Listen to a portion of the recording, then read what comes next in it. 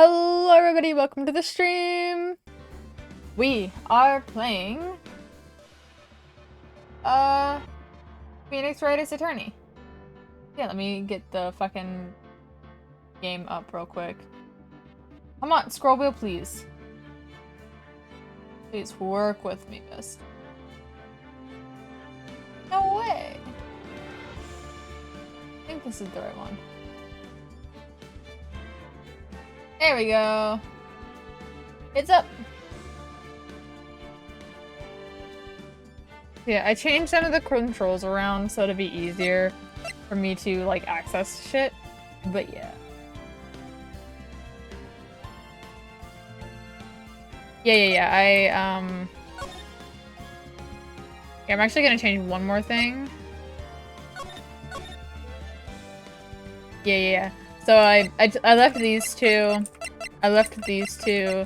I left this one. I just changed this one to space to confirm. This one to shift.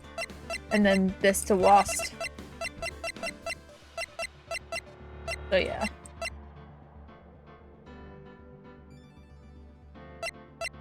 Because that's what I'm more like familiar with. I don't have to keep moving my hand and shit.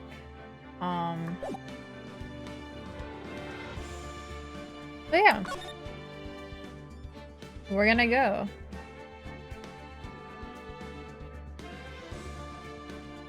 Yeah. No, yeah, I'm gonna have one hand on the mouse and one hand on Wast, so we're good. Yeah, I'm assuming it's just the first one. Yeah. The original. Twag. Let's do it! By the way, I've never played this game. I don't know if that was clear from the beginning, but yeah, this is the new series. Let me know if the music in the background is too loud and if I need to turn it down or anything. But yeah.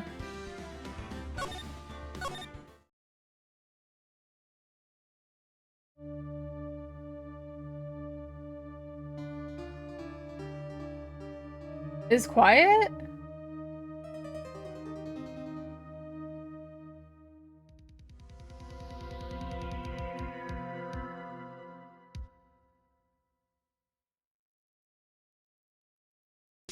God, not like this. I've got to find someone to pin this on. Someone like him.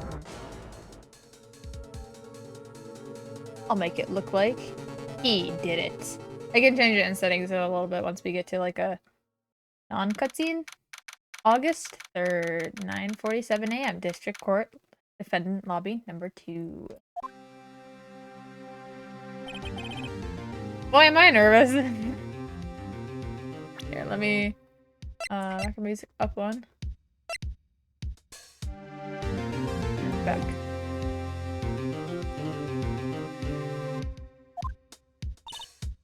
Right. Oh, hiya, Chief. Phew, I'm glad I made it on time. Well, I have to say, Phoenix, I'm impressed. Not everyone takes on a murder trial right off the bat like this. It says a lot about you, and your client as well. Thanks. Is it good now, or is it, like... Let me know if it's good now. Actually, it's because I owe him a favor. A favor? You mean you knew the defendant before this case? Yes.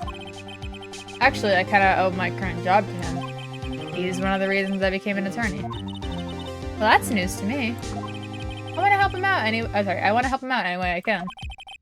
I just really want to help him. I owe him that much. It's over! I don't know who the fuck's talking. My life, everything, it's all over! Is that your client screaming over there? Yeah, it's him. Death, despair, oh! I'm gonna do it, I'm gonna die! Sounds like he wants to die. Yeah.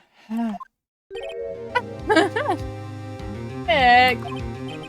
Hey there, Larry.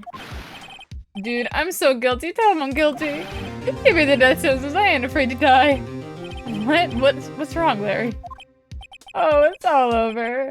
I am finished. Oh, fuck.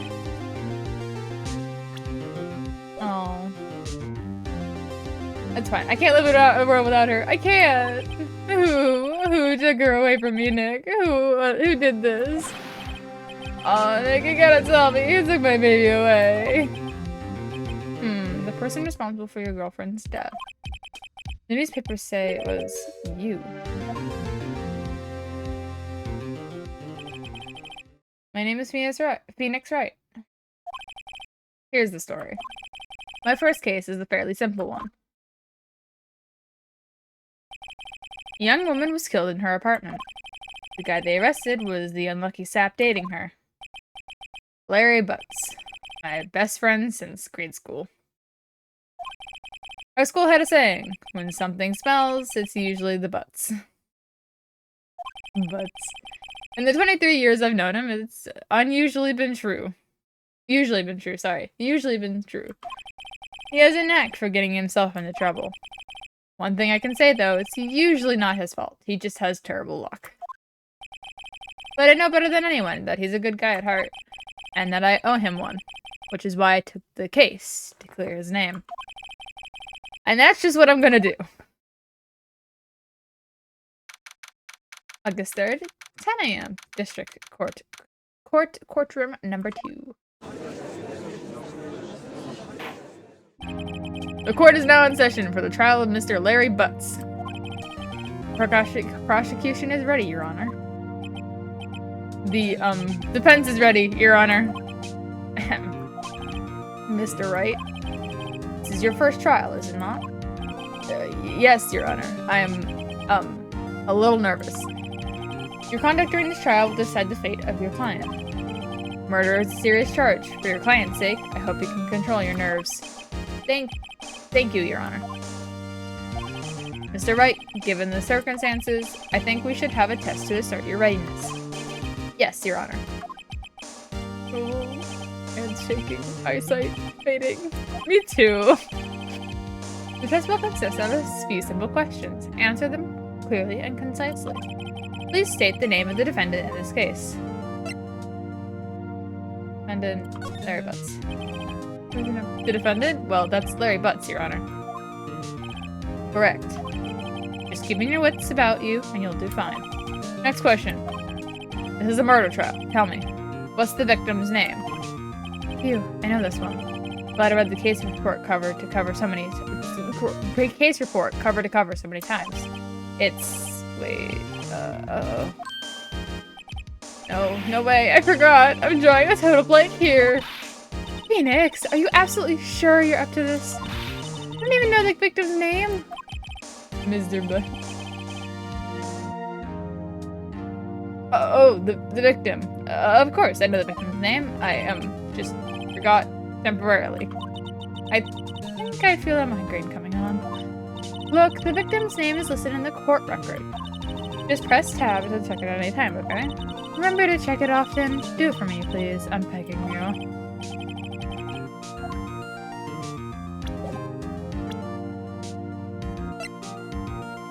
Cindy, okay. Cindy. The victim's name is Cindy Stone. Correct. Now tell me, what was the cause of death? She died because she was hit with a blunt object. She was struck once by a blunt object. I guess that by the beginning thing. I don't know if it's actually in the fucking thing, but yeah. Great, you've answered all my questions. I see no reason why we shouldn't proceed. You seem much more relaxed, Mr. Wright. Good for you. Thank you, Your Honor. Because I don't feel relaxed, that's for sure. Well then. First, a question for the prosecution. Mr. Payne? Yes, Your Honor. As Mr. Wright just told us, the victim was struck with a blunt object. Would you explain to the court just what that object was? The murder weapon was the statue of the thinker. It was found laying on the floor next to the victim. I see. The court accepted into evidence. It's rather heavy. Right. Right. Be sure to pay attention to any evidence added during the trial. That evidence is the only ammunition you have in court. Use tab to check the court record frequently. Mr. Payne, the prosecution may call its first witness. Prosecution calls the defendant, Mr. Butz, to the stand. Chief, what do I do now? Pay attention. You don't want to miss any information that might help your client's case. You'll get your chance to respond to the prosecution later, so be ready. Let's just hope he doesn't say anything unfortunate. Uh-oh. Larry gets excited easily. This could be bad. Ahem. Mr. Butz, is it not true that the victim had recently dumped you? Hey, watch it, buddy. We were great together. We're Romeo and Juliet, Cleopatra and Mark Antony. Didn't they all die? I wasn't dumped. She was just taking my phone calls or seeing me. She just wasn't taking my phone calls or seeing me. Ever. What's it to you, anyway? Mr. Butz, what you describe is generally what we mean by dumped. In fact, she had completely abandoned you and was seeing other men.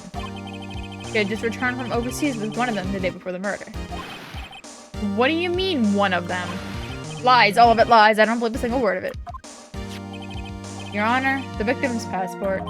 According to this, she was in Paris until the day before she died. As for Ed, the victim apparently arrived from Paris on 7:30, the day before the murder. Indeed, she appears to have returned the day before the murder. Dude, no way. The victim was a model, but did not have a large income. It appears that she had several sugar daddies. Daddies? Sugar? Yes, older men who gave her money and gifts. She took their money and used it to support her lifestyle. Dude! We can clearly see what kind of woman this Miss Stone was. Tell me, Mr. Butz, what do you think of her now? Right? I don't think you wanted him to answer that question. Yeah, Larry has a way of running his mouth in all the wrong directions. Should I...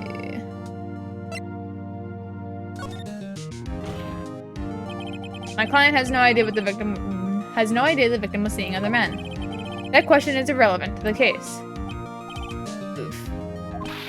Dude, Nick, what do you mean irrelevant? That cheating she-dog. I'm gonna die, I'm just gonna drop dead. Yeah, and when I meet her in the afterlife, I'm gonna get to the bottom of this. Let's continue with the trial, shall we? I believe the accused's motives is clear to everyone. Yes, quite. Oh boy, this is not looking good. Next question. You went to the victim's apartment on the day of the murder, did you not? Well, did you or did you not? Well, maybe I did. Maybe I didn't. Uh-oh, he went. What do I do? I have an answer, honestly? I know. I'll send him a signal. Tell the truth. Yeah, there. I went. Order. Well, Mr. Butz? Dude, chill. She wasn't home, man, so I, didn't see her. Your Honor, the defendant was lying. Lying? The prosecution would like to call a witness who can prove Mr. Butz is lying. Well, that simplifies the matters. Who's your witness? The man who found the victim's body. Just before making the gruesome discovery, he saw the defendant fleeing from the scene of the crime. Order! Order on the court. Mr. Payne, the prosecution may call its witness. Yes, Your Honor. This is bad. On the day of the murder, my witness was selling newspapers at the victim's building. Please bring Mr. Frank Shawit to the stand. Shawit? Mr. Shawit, you sell newspaper subscriptions, is this correct? Oh, yes. Newspapers, yes. Mr. Shawit, you may proceed with your testimony. Please tell the court. I hate you. Please tell the court what you saw on the day of the murder.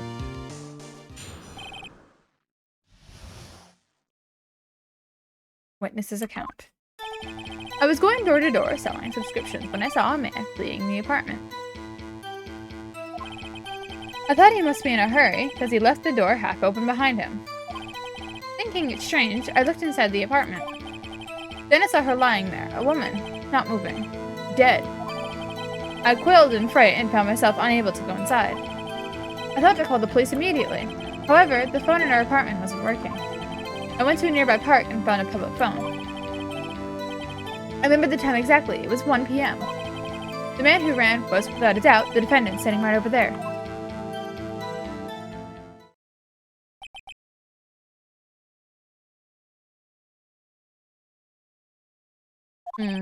Larry, why didn't you tell the truth? I can't defend you against a testimony like that. Incidentally, why wasn't the phone in the victim's apartment working? Your Honor, at the time of the murder, there was a blackout in the building. Aren't phones supposed to work during a blackout? Yes, Your Honor. However, some cordless phones do not function normally. The phone that Mr. Sawit used was one of those. Your Honor, I have a record of the blackout for your perusal. Blackout record. Electricity in Mrs. Stone's apartment building was cut out from noon to 6 p.m. on the day of the crime. 1 o'clock at the park. Okay. Now, Mr. Wright. Yes, Your Honor. You may begin your cross-examination. Cross-examination, Your Honor? All right, Wright. This is it. The real deal. What exactly am I supposed to do? Why, you exposed the lies in his testimony the witness just gave. Lies? What? He was lying? Your client is innocent, right? And that witness must have lied in his testimony. Or is your client really guilty? How would I prove he's not? You hold the key. It's in the evidence. Compare the witness's statement to the witness testimony to the evidence at hand.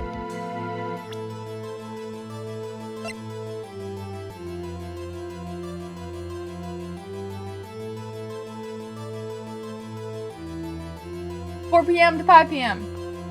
4 p.m. to 5 p.m. 4 to 5. 4 to 5.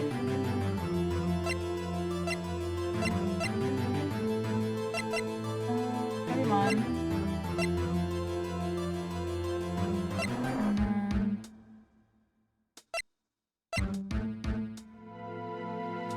And then noon to 6. Okay. He said it was 1 o'clock.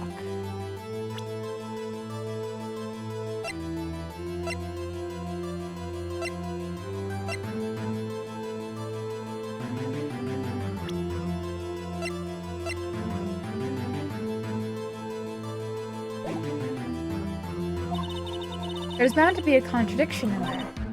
First, find the contradictions between the court record and the witness's testimony. Then, once you've found the contradicting evidence, present it and rub it in the witness's face. Okay.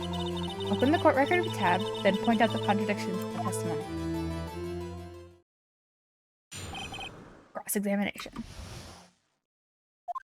I was going to the door, saw him discussing that I saw him fleeing from the apartment. Thought he must have been in a hurry because he left the door half open behind him. Thinking it strange, I looked inside the apartment, and I saw her lying there, a woman not moving, dead. I quailed in fright and found myself unable to go inside of her. Immediately, how to go to the apartment and... Hold it! 1 p.m., are you certain? Yes, absolutely. He seems really confident. 1 p.m.? Right. Doesn't that seem strange to you? Present some evidence to contradict him.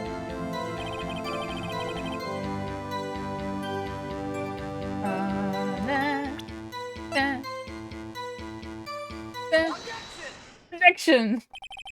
You found the body at 1 p.m. You're sure? Yes, it was 1 p.m. for certain. Frankly, I find that hard to believe. Your statement directly contradicts the autopsy reports. The autopsy notes the time of death that the time of death at some notes the time of death at some time after 4 p.m. There was nobody no body to find at 1 p.m. How do you explain this 3-hour gap?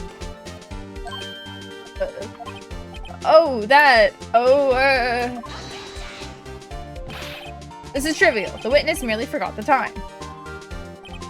After his testimony, I find that hard to believe. Mr. Sawit, why were you so certain that you found the body at 1 p.m.? Gee, that's a really good question. Great job, Wright. Way to put him on the spot. That's all you have to do. Find out the contradictions. Lies always beget more lies. See through one, and then their whole story falls apart. Wait, I remember now. Would you care to give your testimony again?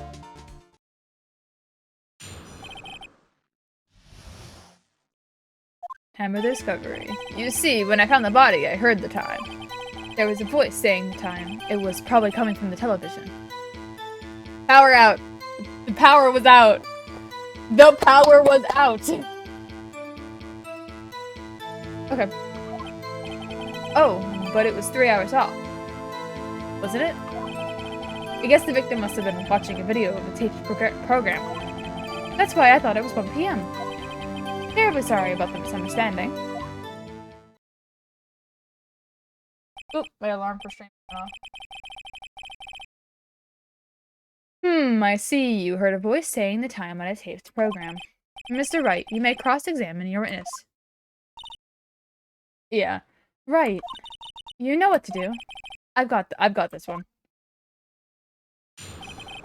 Cross-examination. You see, when I found the body, I heard the time. There was a voice saying it was probably coming from the television. Do I just... Okay. Television.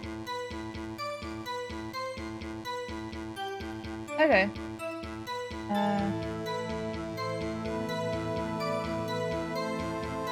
I guess I'll just press here.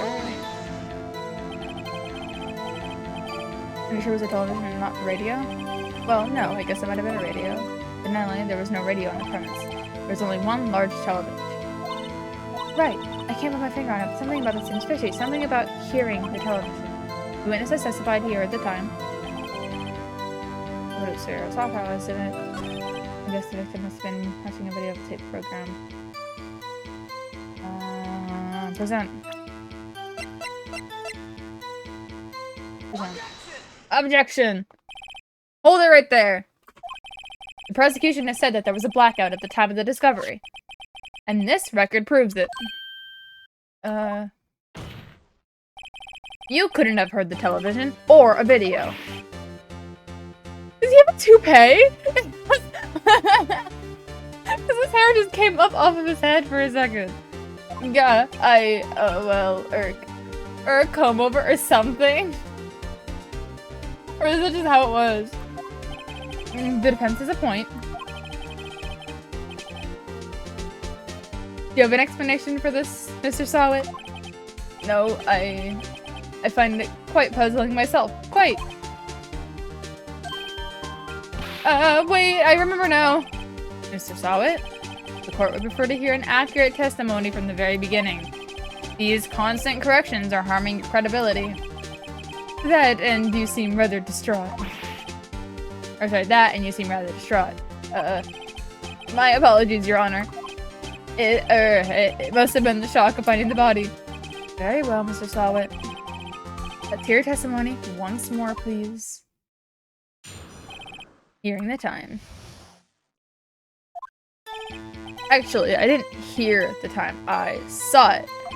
There was a tablecloth in the apartment. Wasn't there? Yeah, the murder weapon. The killer used it to hit the victim. Not the murder weapon! The murder weapon was the blunt object! Okay, that's fine. This isn't very obvious. That must have been what I saw. You saw a clock? I guess that would explain it. Defense may cross-examine the witness. Gladly. It's really obvious. Can I present right away? Do I have to press? Or is press just to get more information? Like, if I know the answer, can I just go, present? Here it is. It depends.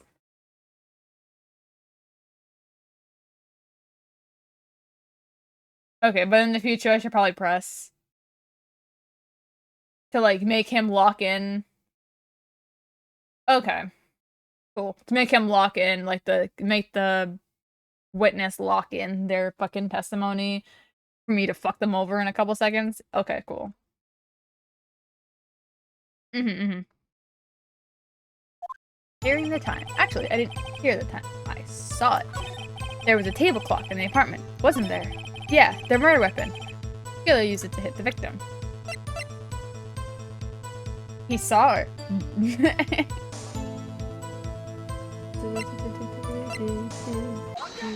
Objection! Wait just a moment. The murder weapon wasn't a clock, it was the statue. Now, how is this supposed to be a clock? What? You with your objections and your evidence? Just who do you think you are? Just answer the question, Mr. Sawit. Hey, I saw it there, okay? That's a clock. Your Honor, if I may. Yes, Mr. Payne. As the witness stated, this statue is indeed a clock. What? The neck is a switch. You just tilt it and it says the time out loud. As it doesn't look like a clock. But you have to tilt it! You have to tilt it! You have to tilt it! He wouldn't have heard it unless he was holding it. My apologies. I see. So the murder weapon was a table clock, after all. Well, Mr. Wright, it appears the witness' testimony was correct. This is a clock. Do you have any problems with the testimony now? Yes. Your Honor, there is a gaping hole within this witness' testimony. The only way he could have known the weapon was a clock is to hold it in his hand. Yet, the witness testified that he never entered the apartment. Clearly, a contradiction. Indeed. The witness knew it was a clock because he went into the apartment. You're lying. You were inside the apartment on the day of the murder. Oh yeah? Prove it. Prove I went in there. I'll do better than that. I can prove you're the one who killed her. You struck her with the clock, and then the shock of the blow triggered the clock's voice. That was the sound you heard. Order in the court. Intriguing. Please continue, Mr. Wright. Yes, Your Honor. Mr. Sawit, the sound must have left quite an impression on you. Understandable, since the murder weapon spoke just as you hit the victim. That voice was burned into your mind. That's why you were so certain about the time. What is the meaning of this? This is all baseless conjecture. Baseless? Just look at the witness's face. Yeah. Would the witness care to elaborate? Did you strike the victim with the clock? I never. Look, the clock, I heard no, I mean, I saw it, ah! Shut up, I hate you. It was him, I tell you, I saw him. He killed her, and he should burn, give him death. Order in the court, I say. Your Honor, a moment, please. There isn't a shred of evidence supporting the defense's claims. Mr. Wright, Your Honor, you claim the sound the witness heard came from this clock. Do you have any evidence?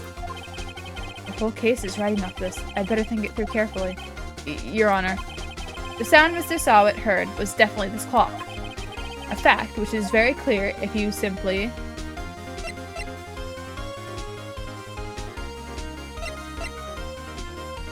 try sounding the clock. Let's sound the clock here, now in this court. Your Honor, may I have the clock? I ask the court to listen very carefully. Beep. I think it's 8:25. That certainly is a strange way to announce the time. Well, he is the thinker, after all. So, we've heard the clock. What are your conclusions, Mr. Wright? Mr. Payne, can you tell me what time it is now? It's 11:25. As you can see, this clock is exactly 3 hours slow. Precisely the discrepancy between what Mr. Sawit heard and the actual time of death. So, Mr. Sawit, try to talk your way out of this one. You forgot one thing. Uh-oh. What's he talking about now? While it may seem like the clock is running 3 hours slow, it proves nothing. How do you know it was running 3 hours slow on the day of the murder? If you can't prove that, then you don't have a case. He's right. How am I gonna prove that? Damn it. He's so close. Mr. Wright? It seems you lack the critical evidence to support your claim. Yes, Your Honor. This means I cannot let you indict the witness. Unfortunately, this ends the cross-examination of Mr. Frank Sawit. I came all the way down here to testify, and look what happens. You treat me like a criminal. A criminal! You lawyers are all slime. I almost had him. Sorry, Larry. I failed you. There's nothing I can do. What? Okay. I was about to say, like, what? Not so fast, Mr. Sawit. Mia, I mean, Chief. Listen up, Wright. Don't throw this one away. Not like this. Think. But Chief, it's over. I can't prove the clock was slow the day of the murder. Nobody can prove that. Well, yes. But that doesn't mean you can't still win. Try thinking out of the box. Don't waste time doubting the facts. Assume the clock was 3 hours slow and think through it. Ask yourself, why was the clock 3 hours slow? Is France 3 hours behind? Is Paris 3 hours behind wherever this takes place? I don't know where this takes place. But is it? Figure out the reason and you'll have your proof. Right? Right? Can you think of a reason? What do you mean is it really 3 hours behind? Like IRL? What do you mean?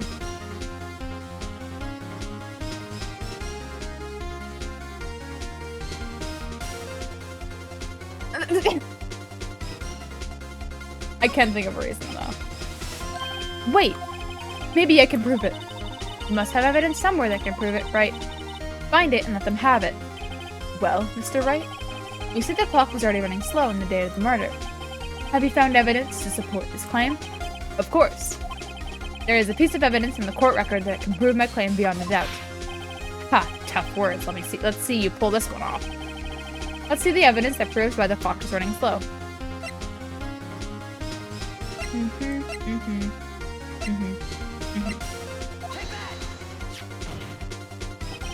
The victim had just returned home from abroad the day before the murder. As we all know, the time difference between here and Paris is 9 hours. Ah. I see.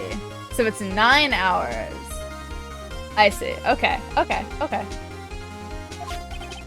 When it's 4 p.m. there, it's 1 a.m. the next day there.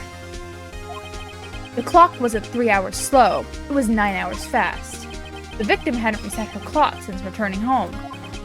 That's why the time you heard when you struck her dead in her apartment was wrong. Proof enough for you, Mr. Sawit. Or should I say, Mr. Did It? I hate that. Died? Bro just... Order, I say. Bro just died. Well, this case has certainly turned out differently than we all expected. Mr. Payne, your witness. He was arrested and been taken away, Your Honor. Very well. Mr. Wright? Yes, Your Honor. I have to say, I'm impressed. I don't think I ever seen someone complete a defense so quickly. And find the true culprit at the same time. Thank you, Your Honor. At this point, this is only a formality, but this court finds the defendant, Mr. Larry Butz, not guilty. Yay! Betty!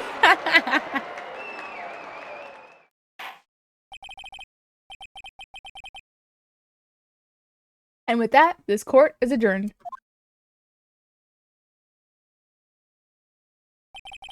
It turns out that Frank Sawit was a common burglar. He posed as a newspaper salesman to check and see when people were out of the house. Mm-hmm. That day. It took me 45 minutes. No, sorry, less than. It took me 30 minutes. That was really fast.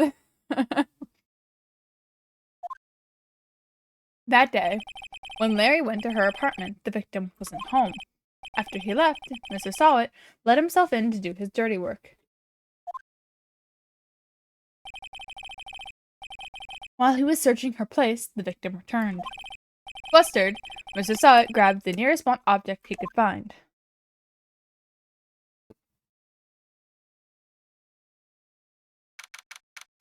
August 3rd, 2:32 p.m. District Court Defendant Lobby number 2.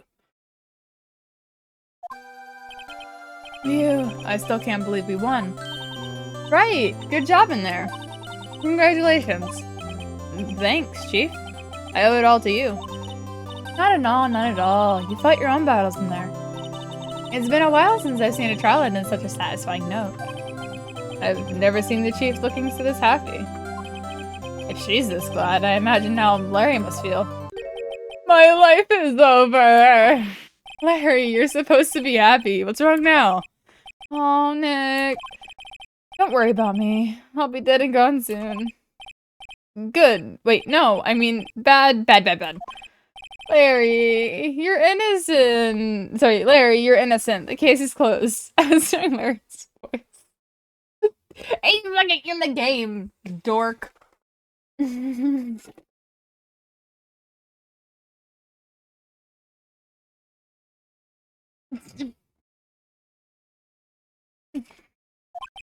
Welcome in, Mari. We just finished the first case. But my Cindy Windy's gone, man. Gone forever. Larry, she was, no, never mind. Congratulations, Harry. Harry? Yes, you. I can practically see the headlines now. Harry Butz, innocent. Thanks, I really owe you that one. I can go wee. Me too, Larry. I won't forget this, ever. Let's celebrate. Movie, dinner, my treat. Oh, no, I couldn't. Hey, I was the one who got you off the hook. Oh, hey. Here, take this. It's a present. A present? For me? Wait, wasn't this the evidence that... Actually, I made this clock for her. I made one for her and one for me. Really? You? You made this? Well, thank you. I'll keep it as a memento. Yo, Nick. Can you believe it? I was so into that chick, and she was just playing me for a fool. Don't that just make you wanna cry? Larry... Are you so sure? Excuse me? I think she thought quite a lot of you. In her own way. Nah, you don't gotta sympathize with me. It's okay. Oh, I'm not just sympathizing. Really. Isn't that right? Don't you have something to show your friend? Something that proves how she felt about him? Uh-huh. Oh yeah, right. What the heck is she talking about? Oh.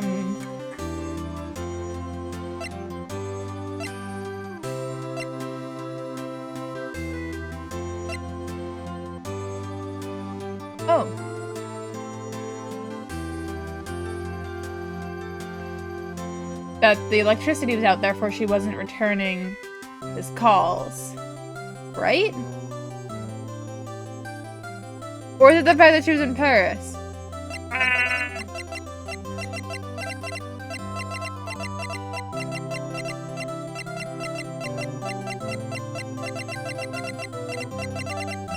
Cause like, I don't know how long he was, like...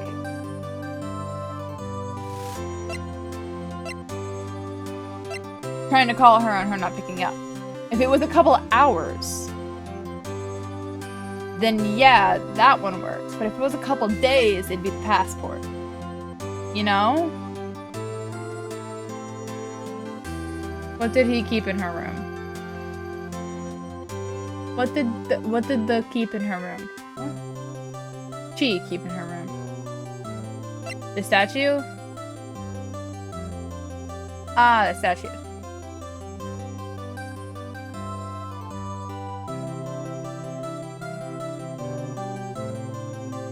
I don't know, maybe? What?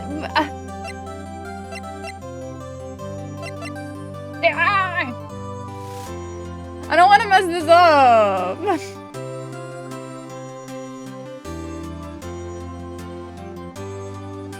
I want him to have solace.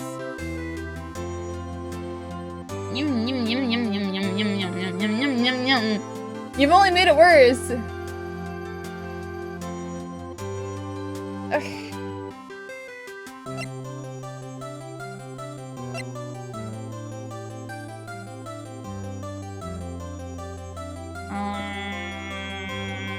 You said that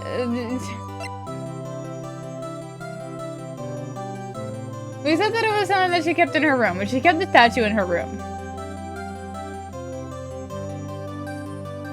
Which, if he made it for her, then that would show that she cared.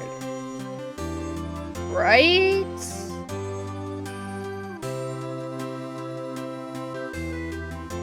Okay. I just want to make sure it's right. Okay. Present. Check this out, Larry. Proof positive you weren't just chump to her. What about that clock? This is the clock you made for her, Larry. And she took it with her when she traveled. Whatever, she probably just needed a clock, that's all. You think so? It's a pretty heavy clock to take traveling. Well, make of it what you will. Hey, Nick. I'm glad I asked you to be my lawyer. Really, I am. Thanks. Fair, fair. I hope that made it feel a little better. Right? I hope you see the importance of evidence now. Also, hopefully you realize things change depending on how you look at them. People, too. We never really know if our clients are guilty or innocent. All we can do is believe in them. And in order to believe in them, you have to believe in yourself. Right? Listen, learn, grow strong. Never let go of what you believe in. Never. She's totally gonna die. Well, I think our work here is done. Shall we be off? Yeah, I guess so. Say, how about dinner? On me? We'll drink a toast to the innocent Butz. Yeah! Oh, speaking of Harry. You were saying a part of why you became a lawyer was because of him. Yeah. Part, at least. I'm sorry, that whole, like, become good is just a major death flag because the last... We're gonna get to, like, the last court case in this fucking game, and she's gonna be the victim, and then we're gonna remember that line that we just heard 2 seconds ago. That is literally what's gonna happen. Like, I'm sorry, but it's just how it's gonna happen. Okay, yeah, part at least. What do you mean, do I know? I'm just guessing, because she seems important, and that was a major death flag. That was a major... I've been here long enough to know that was a major death flag. That was a big death flag. That's the kind of stuff you say right before you die, or alluding to your future death in the game. If she doesn't die in this one, she's gonna die in the next one. Like, that's just how it is. Maybe over drinks? And so, my first trial came to a close. You're all good. Larry slapped me on the back and said, "Gee, Nick, it's good to have friends. But I'm pretty sure he's not gonna pay us, unless you count the clock he gave me." I didn't know it then. But that clock was soon going to be at the center of another incident.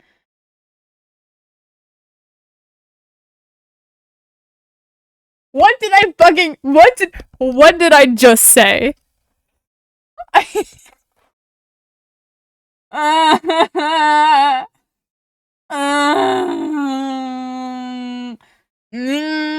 It's in the game. The clock was soon going to be at the center of another incident. Mia has the clock! Mia's gonna die! I'm sorry, you can't just give a clock that's going to be at the center of another incident to the person who just gave death flags. That's not how this works. Like, that's just not how this works. Okay, I'm sorry. I'm getting heated. I'm getting... Ah!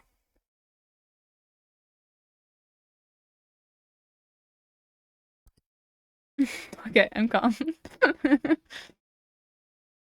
I'm invested, okay? I'm invested. Ugh.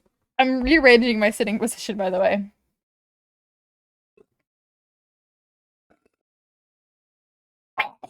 I get invested really fast.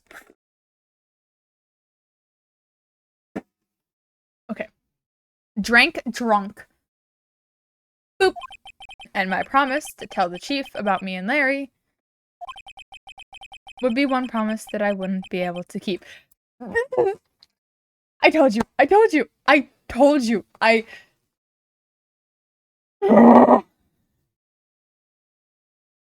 me. Kill me. The end.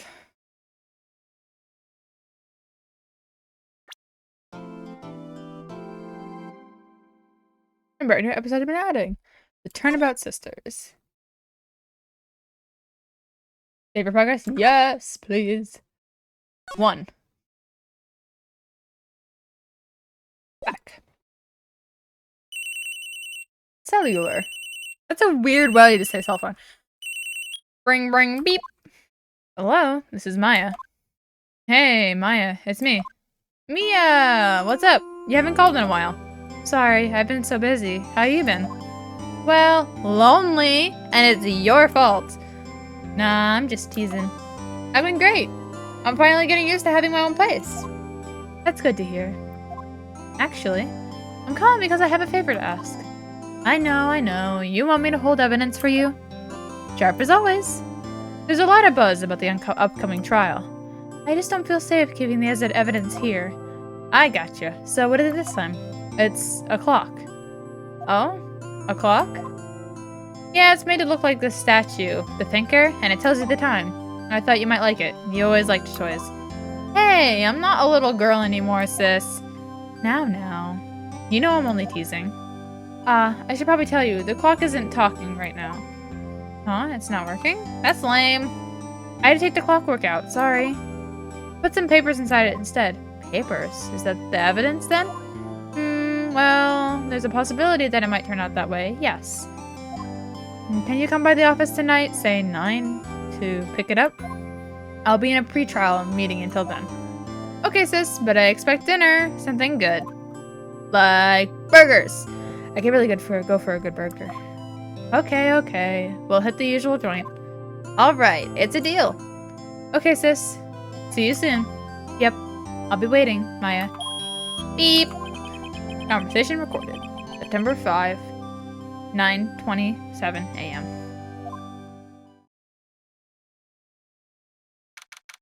September 5, 8:57 p.m. Faye & Co. Law Corporations. Now, Miss Faye, I'll take what's mine. The papers. I'm sorry, I can't give you what I don't have.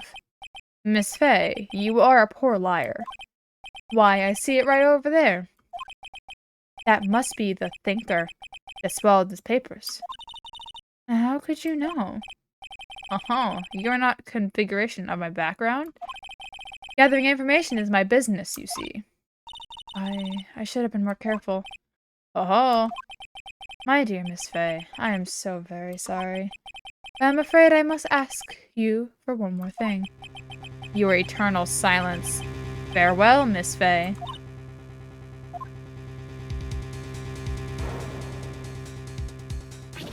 I fucking told you. I told you. Who the fuck are you? Red, white, blue.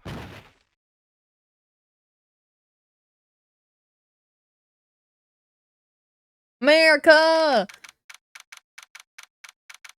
9:08 p.m.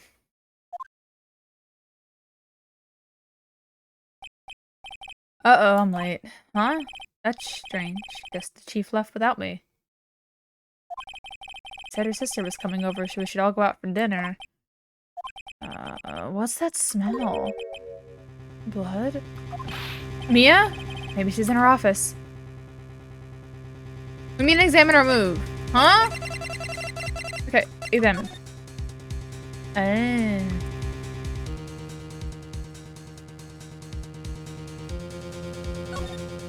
I smell blood. That can be good. I have to check on you to see if the chief's okay. Back. Move. Okay. Office. It smell. Blood. Sis. Someone's there? Huh? Chief? Chief? Chief!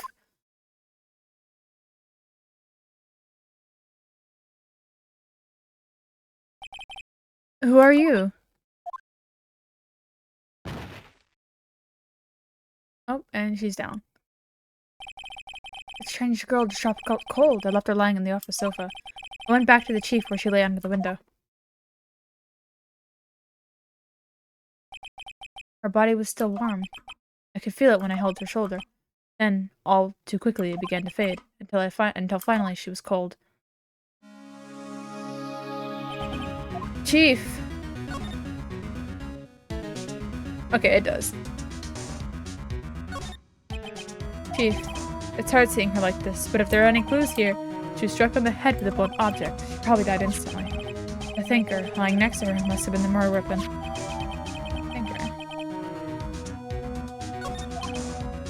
There are some glass shards near the chief's body. Okay.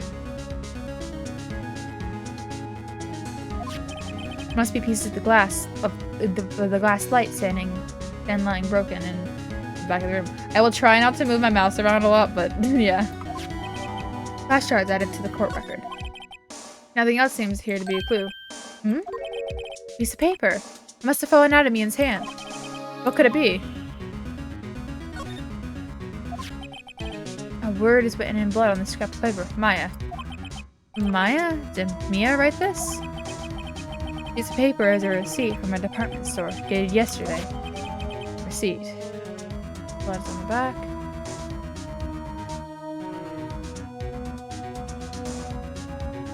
I'm making sure it's not pulling a Danganronpa on me real quick.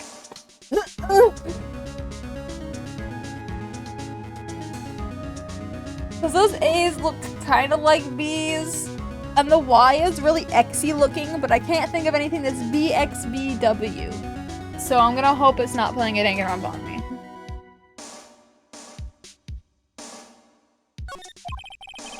And that's enough snooping around. Makita komai. Mada. Koemada. I'd better call the police. And find out what that girl was doing here. Okay.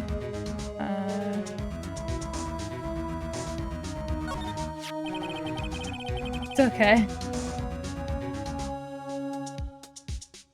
Some shards of glass are scattered on the floor. They seem to be remnants of a light glass stand. Okay. No clues here. This pot is knocked over. Fine. The chief's chair. Simple. Functional design. Feels pretty good to sit in, too. It's not important right now. It's encrusted with red blood. How ironic that this became the murder weapon. Again. Okay, nothing else before I check on her body again. Oh, the window. There's a large building right across from the office. Gateway Hotel, a nice luxurious place. Okay, that'll be important later. We'll have to check for witnesses over there. Can't with the look, but I have to, for Mia's sake. Looks like she was hit in the head with a blunt force object. She probably died instantly. Slide? Oh, the other side of the room, I see.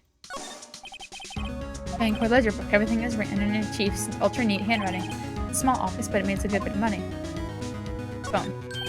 Right. I better call the police.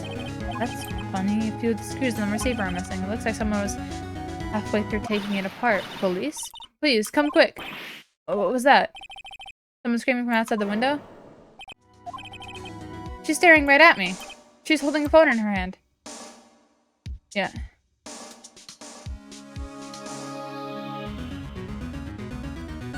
Okay, no goes here. Check. Over here, yep. Surprisingly, the chief was never good with machines. About all she used for this PC was email. She picked up this ancient model at some garage step, practically nothing. Perfectly normal office desk. The chief had a pretty particular policy with the office decor. Spend big on the stuff here that the clients use, but keep your own stuff simple. All the chief's important documents are packed in here. The super sheet file. Case reports and recent rulings.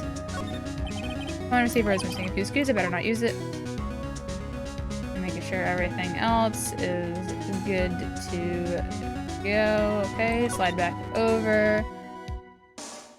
Can I look out there again? Because of... Person or really... Great hotel. Nice, luxurious place. Okay. Move. That girl, just now. Where'd she go? I put her right there on the sofa. Uh-oh. I hope she didn't run on me. Yipes! Don't scare me like that. Excuse me, but who are you? It's okay, I work here. Maya Fey. Maya Fey? Maya. Mia was writing this girl's name. Maybe I should show her the receipt? I never thought there'd be a use for evidence like this outside the courtroom. Present. Before Mia died, she wrote a message with her own blood. She wrote it on the back of its receipt. That's my name. Why? Why would she write my name? Please just calm down. Why would sis write my name? Uh-oh, now I've done it. Wee-oo, wee-oo. Police. Sounds like they're coming this way. Freeze, police. Alright, I'm Detective Dick Gumshoe, you see? Gumshoe? What an odd name. You received a report from the building across this way, see? Got a person saying they saw a murder? It must have been the woman I saw. Anyway, I don't want either of you moving one inch, okay? Great, just great. Maya, wait, she wouldn't have... No. Oh! Wow! Excuse me. This word Maya here mean anything to you? That's my name. What? The victim drew this here note in her own blood, see? With her dying breath, she wrote down the killer's name. The killer? I'm not... Case closed. You're coming down to the precinct, ma'am. What?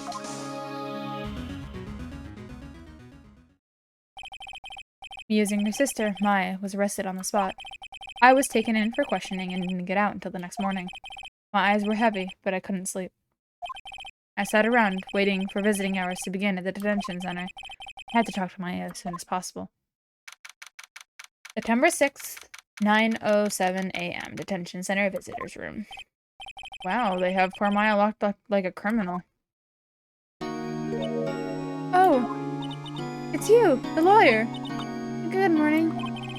Good morning. I'm so tired. Are you going to be my attorney? Well, that's what I wanted to talk to you about. It's up to you. I'd better give her straight. It's up to you. Up to me? Yes, I don't think this is something I should decide. After all, you're the one in trouble here. They're never going to believe me, are they? Even you, when you found me in the office. You looked at me like I had done it. Did I look at her like that? No, I never thought...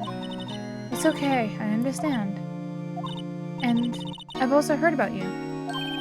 Heard? Heard what about me? I was talking to my sister on the phone the other day. Today was my junior partner's first time in court. Wow, really? How'd that go? It was quite the scene.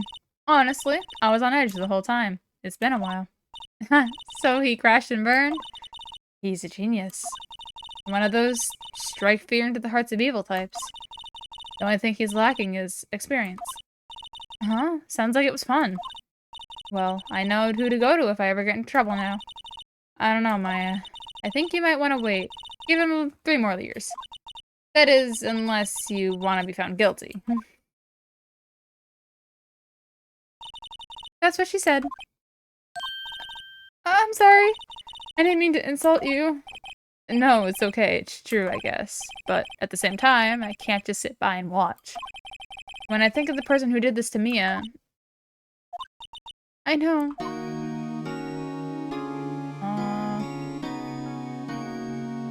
I'll examine...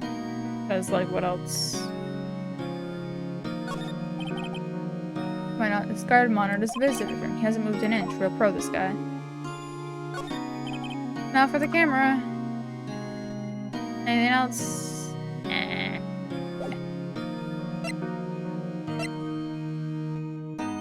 Fuck.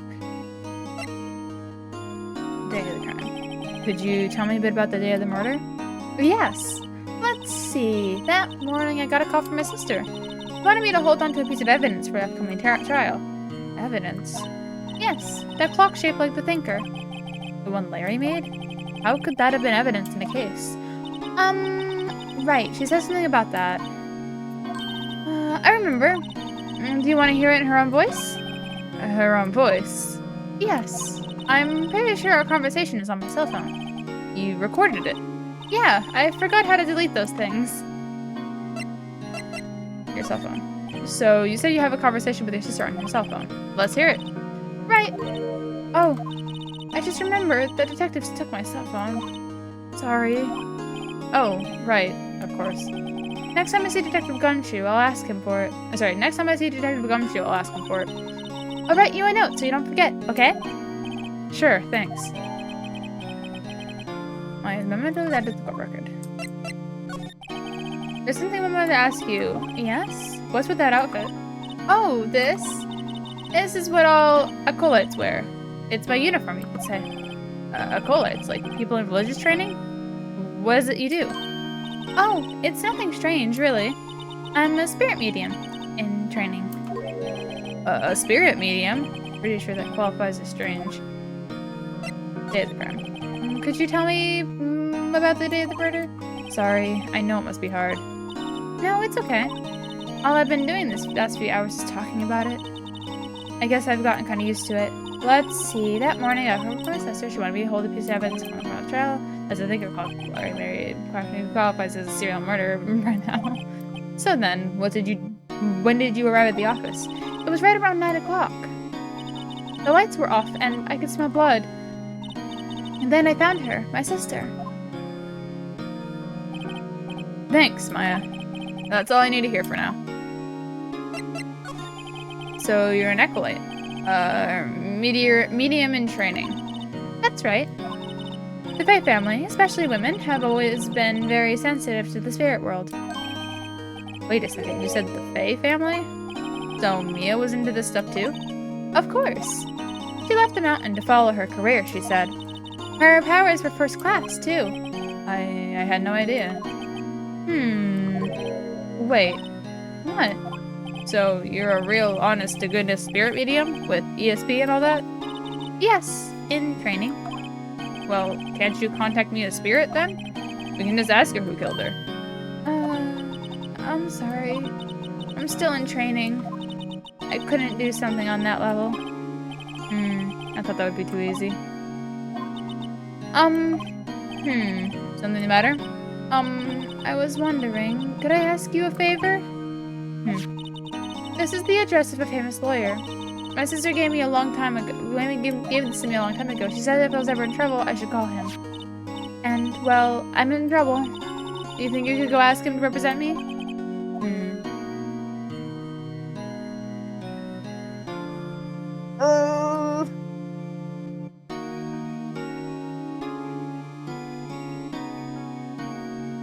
I mean, I could. One, there's no guarantee he'd accept, and that would still end up falling on me, but what if he does accept it? I just don't do that, but I don't think I would. Okay. Sure, why not? I'll go ask.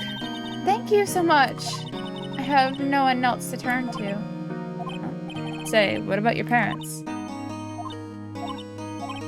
I see. Don't worry. Leave it to me. Thank you. The trial's tomorrow at 10 o'clock. What? Tomorrow? Tomorrow.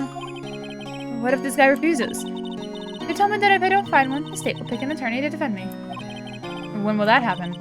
They're giving me until 4 this afternoon. And visiting hours are almost up. I better hurry. Right, I'll be back.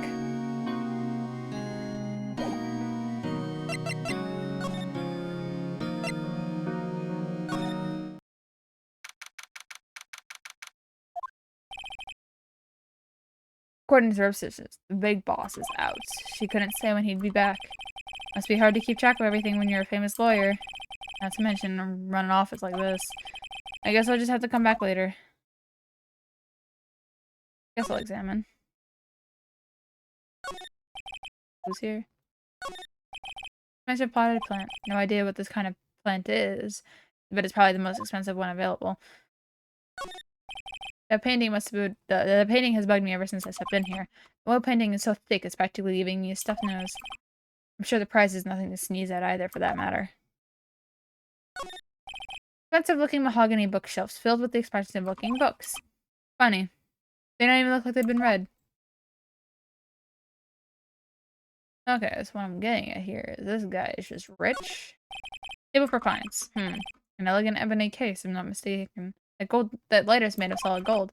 Even I can tell someone here's got money to burn. Oopsies. Solid mahogany desk. The wood's been polished to a deep luster. I think that's it. Okay.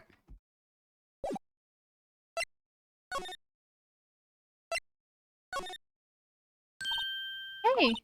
What is it? Did you meet the lawyer? Sorry. I haven't seen him yet. I see. I better go see if I can find this lawyer she's talking about. Okay.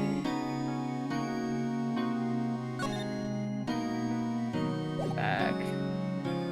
Record. Can't remember. Anything special about those profiles?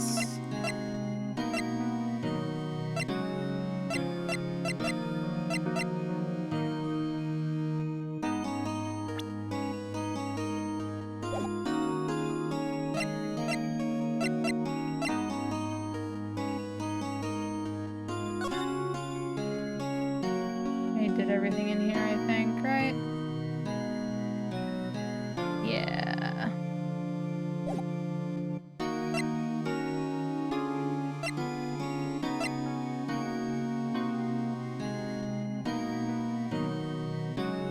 Yeah.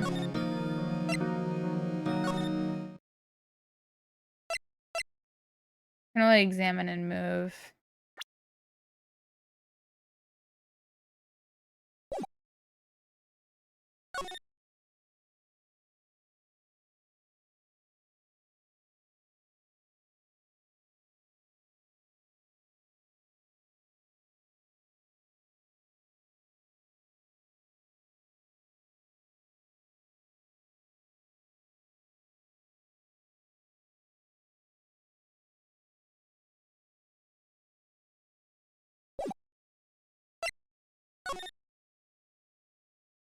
Oh, I can go here.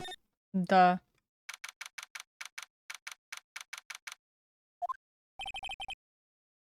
Offices filled with police officers. They're all busily searching for clues. Hey, you there. This is a crime scene, pal. No trespassing. Sorry. Don't I know you from somewhere? Wait, you're that Butz guy, aren't you? No. Phoenix Wright. How can anyone mistake me for Larry? I guess I got the wrong name, Mr. Wright. Sorry about that. That Butz guy. He was a killer, and you're no killer, right? He was proven innocent. Right. And you were... Detective, Gumshoe, wasn't it? Gumshoe? Right. At your service. Hang on. That's Detective Gumshoe to you, pal. Anyway, get the name right. And don't go calling me Dick. Hey, Dick, get over here. Yes, sir. Be right there. You're her lawyer, right, pal? You got business here. You better do it quick. Phew, he thinks I'm Maya's lawyer. Present. Present. I was wondering, did you see May's cell phone? Oh, that? I have that. Do you think you can give it back? Sure, I mean, wait a second, pal. Tricky lawyer. Uh-oh, he's on to me. Tell him straight. If I tell him why I want it, there's no way he'll give it to me. Okay, fine. Something the matter? Oh, no. It's just, you know, detective. Nope, I know nothing, pal. That cell phone has a lot of numbers on it, like her boyfriend's. The cell phone holds all the little girl's sweetest and spiciest secrets. You're trying to confuse me. Sorry, pal. I already checked all the numbers in memory. Impressive. You're quite the detective. Uh-huh. Oh, here, you can have the phone back. There weren't any suspicious call records on there, after all. Since you didn't notice the recorded conversation.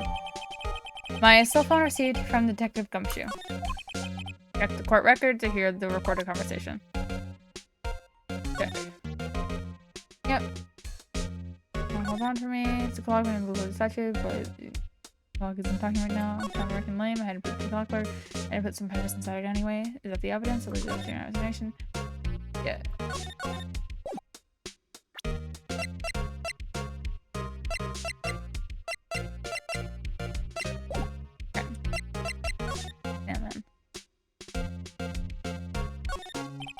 Mia's favorite potted plant. I remember it had this bizarre name no one can ever remember. Borderline Stricka, pal. Who was that? The sky is blue, and so am I. There is that hotel right across the way. Good job, bud. An old movie poster, apparently. This was the first movie that made Mia cry when she saw it. I'll have to check it out one of these days. Mia's desk. Perfectly clean, as always. The only thing missing is Mia. There's a horrendous amount of legal books here. Scarier still is that Mia probably read all those.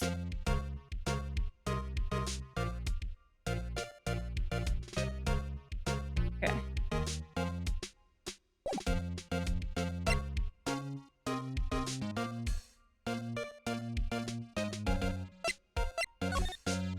Move. Now I'm gonna try to go here. Nope. Okay. Move. Detention center. Present. Hey, I got your cell phone back. Oh, say, can I listen to my sister's voice? Maya's eyes closed, as she listened to every word with such intensity. Before long, tears began to roll down her cheeks. Thank you.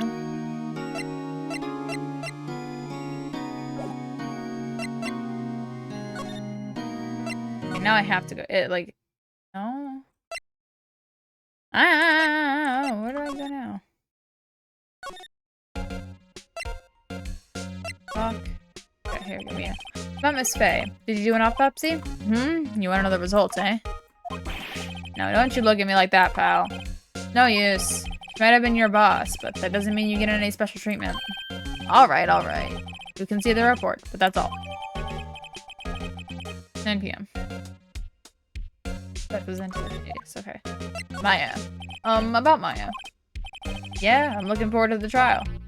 Sorry, pal. This is one trial you aren't going to win. Why do you say that? The city's put Prosecutor Edgeworth on the prosecution. Edgeworth? I'm sure you know what that means. You being a lawyer and all. I guess I've asked all the questions I need to. You all done, pal? Yes, thank you. I'll be heading out now. Oh, wait, one more thing I wanted to mention to you. I don't suppose you're planning on talking to that witness. Anyway, you better not. No influencing the witnesses with your lawyery ways, pal.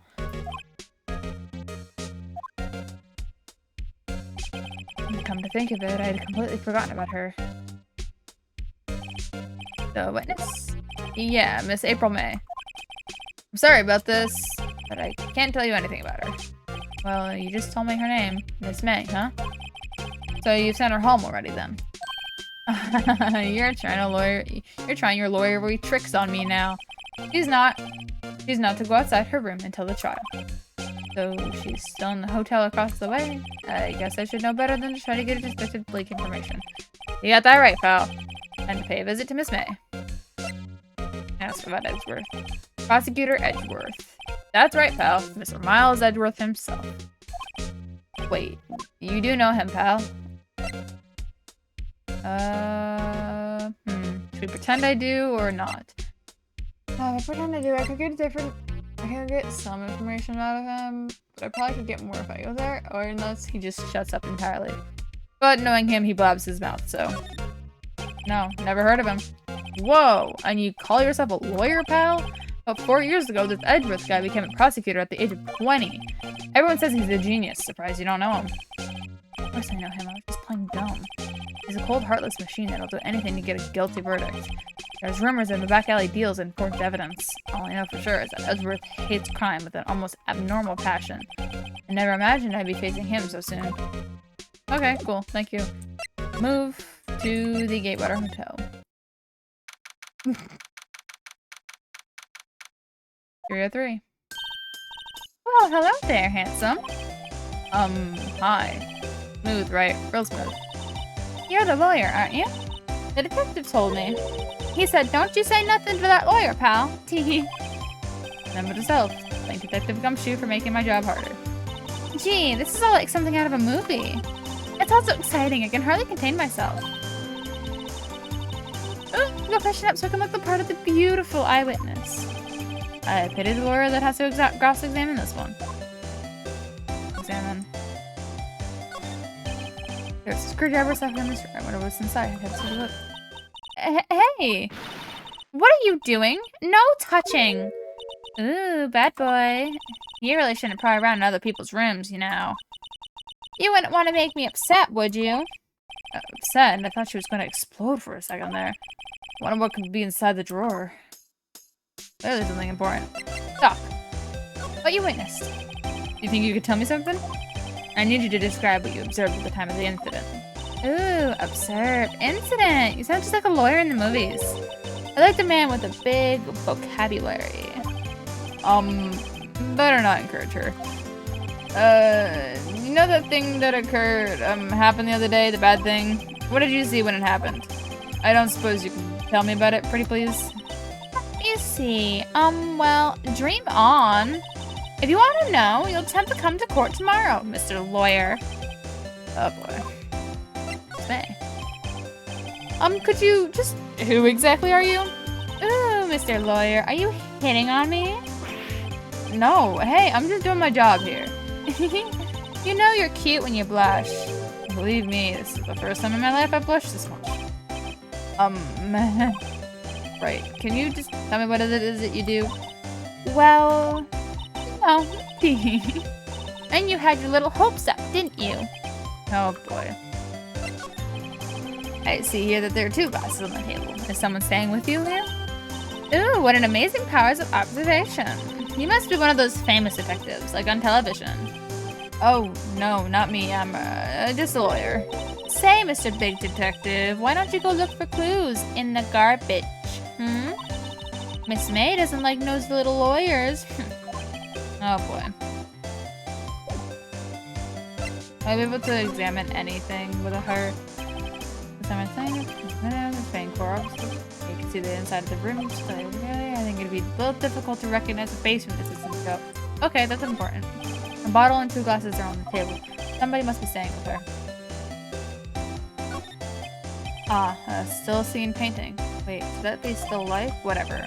One of those is hanging on the wall. Bed. Simple bed. It's been recently made. Nothing eye-catching here. Plant.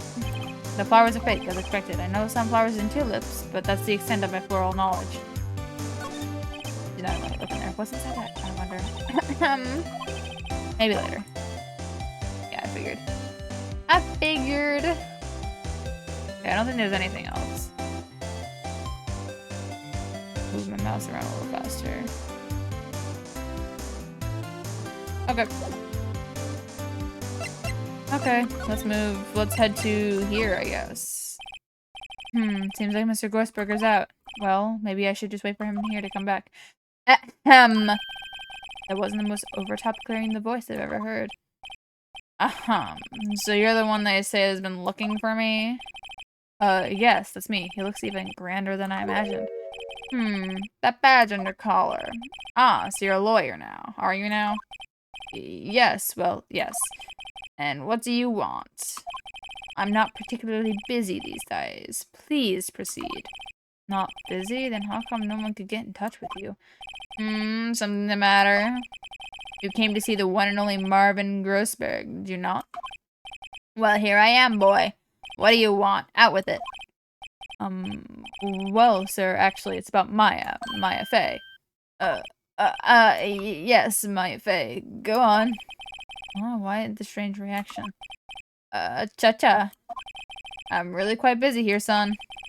I can't go taking case on a day's notice. No, it's quite impossible. Wait a second.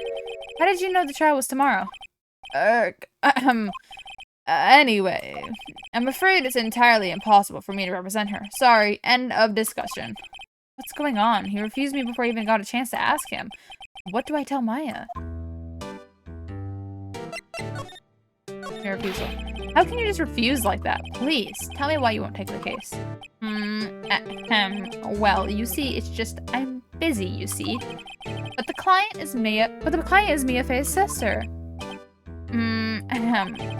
Mia trusted you. She knew her sister would be in good hands.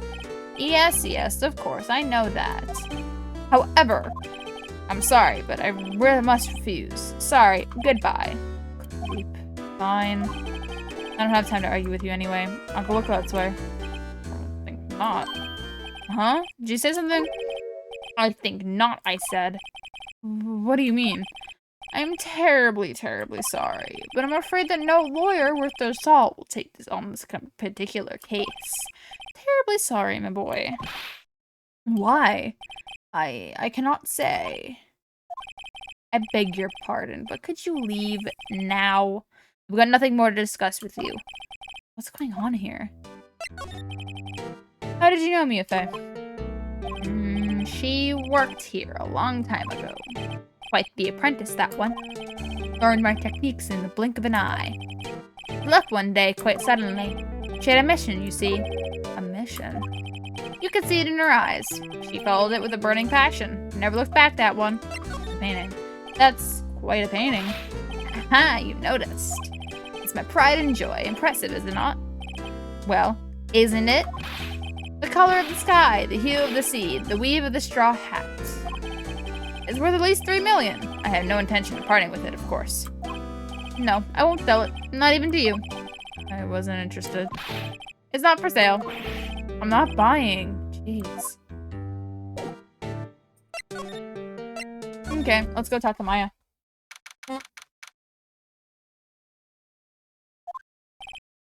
Hi. Oh, you're back. Did you find the lawyer?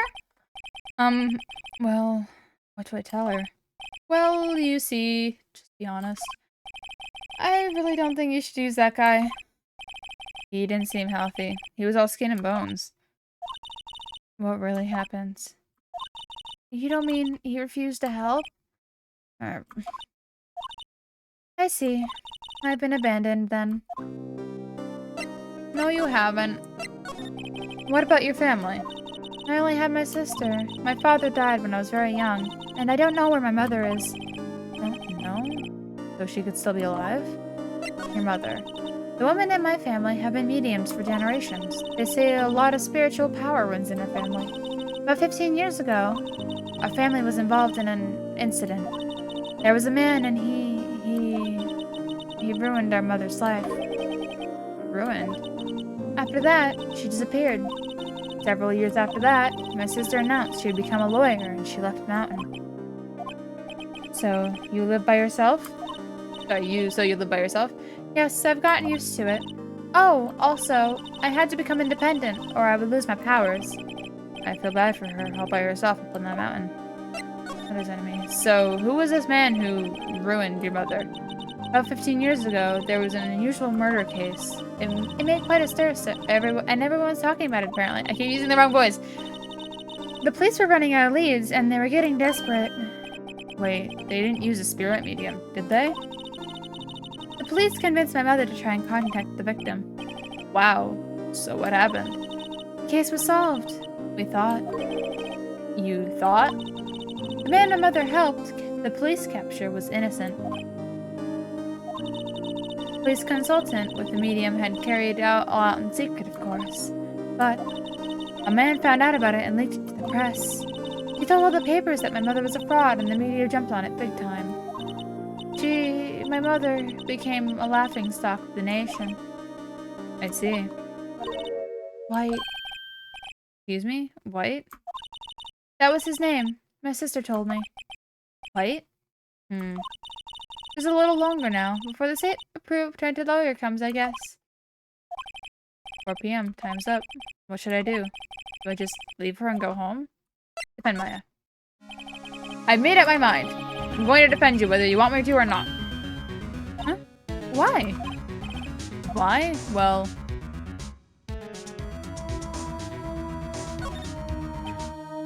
no one is as sad as a person without any friends. I know, I've been there, a long time ago. Me too, buddy! Why did I become a lawyer in the first place? Because someone has to look out for the people who have no one on their side. Maya, I won't abandon you. You can count on me. That's so kind of you.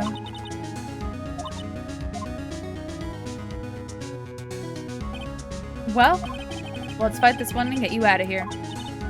Right, thank you. Phew, she smiled at last. She looks like an entirely different person. One last question. You are innocent, right? Yes, and I trust you. So you trust me too, okay? It's a deal. So, what next? There's something that's been bugging me. Just what was inside that strange woman's drawer? It was when I tried to look in the drawer that she got all defensive. There has to be something in there.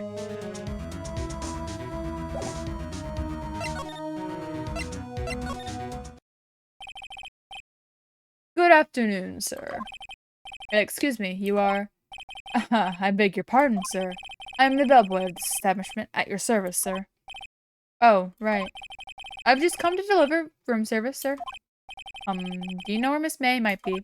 I believe our guest Miss May is currently using the, facilities. If you know need of anything, I'll be taking my leave. Please, stay as long as you'd like. Enjoy. Yeah. Wait, no, hey! Why does it seem like every time I come here, I end up embarrassing myself? Wait, now's my chance to snoop around a little. I almost forgot. You came back quick. Might I ask you to inform Miss May that there is a message for her? Please tell her that Mr. White of Blue Corp phoned. Oh, right, sure. Mr. White of Blue Corp? Where have I heard that name? White. That was his name. My sister told me. White was the name of the guy who ruined Mia's and Maya's mother. Could it be a coincidence? Examine. Not examine, fuck. Yeah, no, yes, examine. I hit move. There we go. There's a screwdriver sticking out of the half-open drawer. Now's my chance to see what's inside. What do we have here?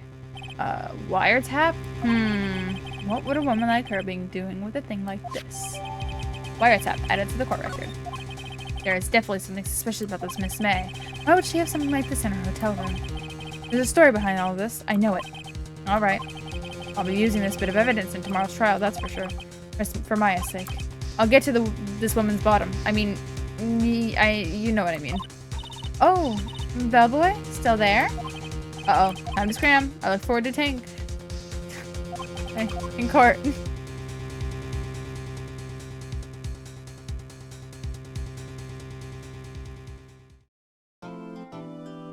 Saving! Yes. How many saves do I have? I'm given 10. Cool. I mean, there's no reason not to save in one slot, but I'll save in two.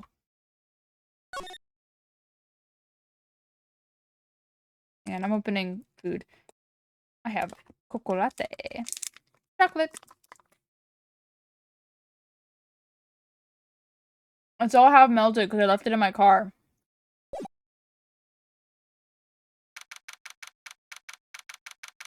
And I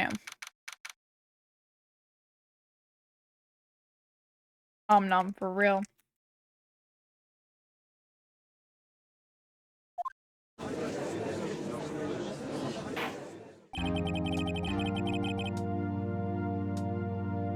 Court is now in session for the trial of Miss Heheh. Heheh. Is it Maya or Maya? Oh shit! No, my chocolate!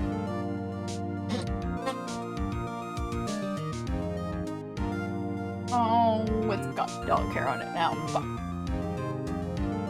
Throw that bit of it away.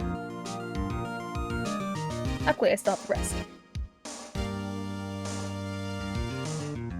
Maya? Okay. That's what I thought. Phonetically, it would be Maya. But also none of the other...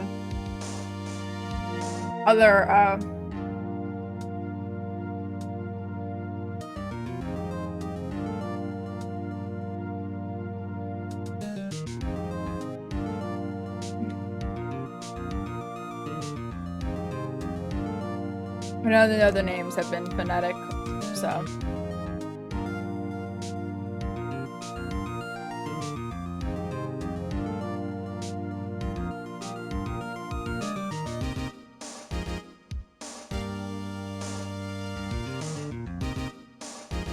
I'm finishing up my chocolate real quick.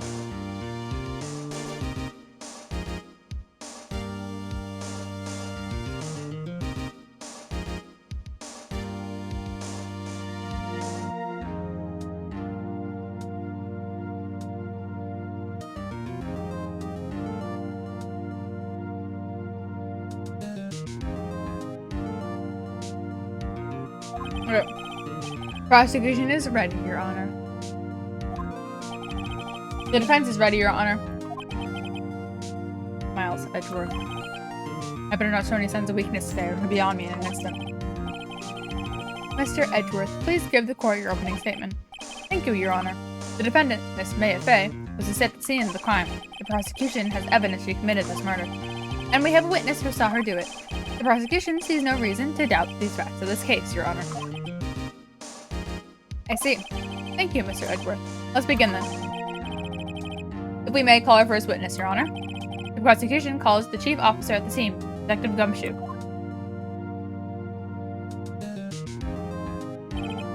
Witness, please state your name and profession to the court. Sir, my name is Dick Gumshoe, sir. I'm the detective in charge of the homicides down at the precinct, sir. Detective Gumshoe, please describe for us the details of this murder. Very well, sir. Let me use the floor map of the office to explain. The body was found by the window here. And the cause of death? Loss of blood due to be struck by a blunt object, sir. The murder weapon was a statue of the Thinker, found next to the body, sir. It was heavy enough to be a deadly weapon, even in a girl's hands, sir. The court accepts the statue's evidence. They're still calling it a statue. 4 pens added to the court record. Now, detective. Yes, sir. You immediately arrested Miss Heheh, who was found at the scene, right? Can you tell me why? Yes, sir. I had hard evidence you did it, sir. Detective Gumshoe. Please testify to the court about this hard evidence. And I gotta pay attention. Maya's phase arrest. As soon as the phone call came in, I rushed to the scene. There were 2 people there already. The defendant, Miss Heheh, and the lawyer, Mr. Phoenix Wright. I immediately arrested Miss Heheh. Why? We had a witness account describing her. The witness saw Miss Heheh at the moment of the murder.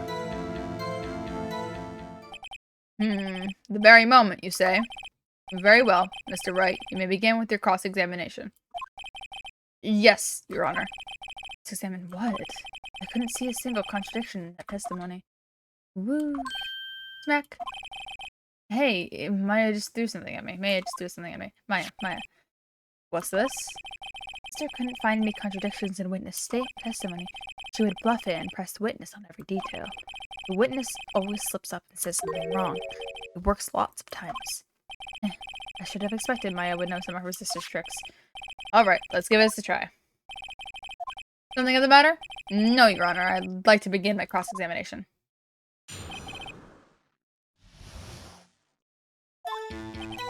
As soon as the phone call came in, I rushed to the scene. Did I literally press everything? Or, like... Because I doubt something's gonna be about that one. I'll do whatever.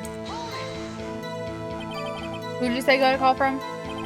Hey, pal, don't play dumb. You know who. The call was from a customer at the Gatewater Hotel, right across from the crime scene. Okay. I pressed. Not sure it did much, though. Right. Please continue. There was 2 people already. The defendant, Miss Maya Fey. The defendant, Miss Maya Fey. Maya Fey. Ah, I keep saying it wrong now that I was like talking about it right. Okay. Are you absolutely sure it was? No, that's not what I want. I want to be like, I'll get you so far with their funky hippie clothes and your spiky hair. You 2 stand out like as most suspicious people at a crime scene. Well, he does have a point about her. She was pretty much unmistakable. Took my point suppressed with a little fuck hair. Okay. Yes, I'm just Maya Fey. Why we had a witness describing her. Hold on, just 1 second. Yeah, if I heard correctly, you said you arrested her because you had hard evidence she did it, correct? Huh? Did I say that? Me? I heard you say it. You did say it. You said it.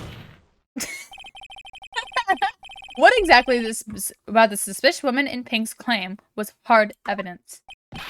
Well, what? Miss May isn't suspicious. She certainly isn't pink, pal. Well, I guess she is pink. That's enough. Detective Gumshoe, do you have any more solid proof other than her claims, Detective? I guess pressing can have its advantages. Yes. Sorry, I got to the order of things mixed up in my testimony, Your Honor, sir.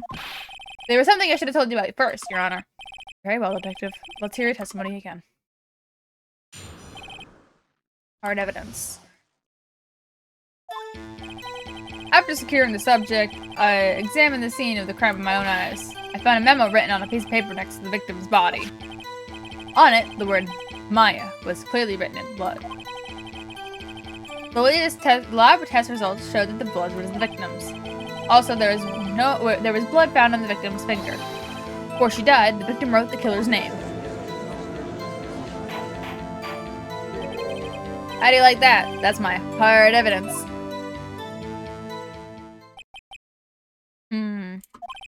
Before I begin cross-examination, I have a question for you, Detective. Your Honor? Why didn't you testify about this vital piece of evidence the first time? I know. I'm real embarrassed. I forgot about it, Your Honor, sir. Try to be more careful. Very well. The defense may begin its cross-examination. Okay. After securing the suspect, I examined the scene with my own eyes. And a memo written in the body. On it, the word Maya was clearly written in blood.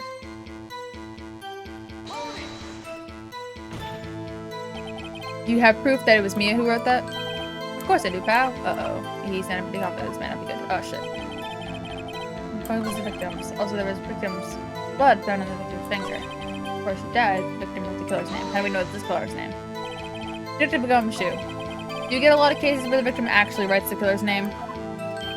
Sure, it happens all the time in books and movies. This isn't a movie, Detective. Let's talk about reality, shall we? I guess I haven't heard of many cases. No. Don't you find it a little odd that the victim would write down a name? Especially the name of her own sister? Yeah, actually, you got a point, pal. Stop right there. The witness's opinion on the matter is irrelevant. The facts are clear. The victim wrote down the name of the accused.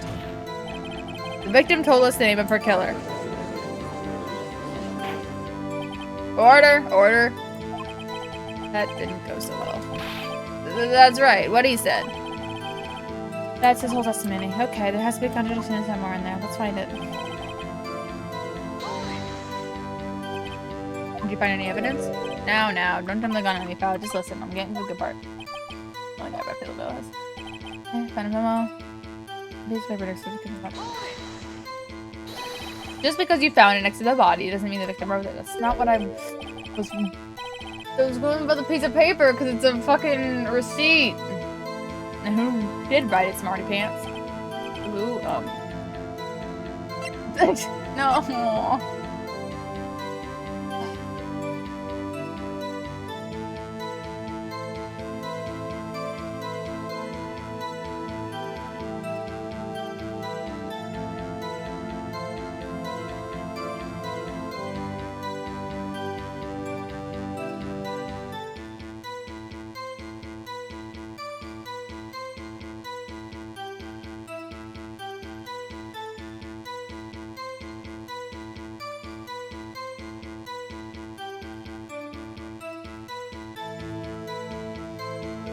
I'm just gonna hit the killer. The killer! Anyone can see that. Oh. You're saying the killer wrote her own name? Buddy, please. She was framed.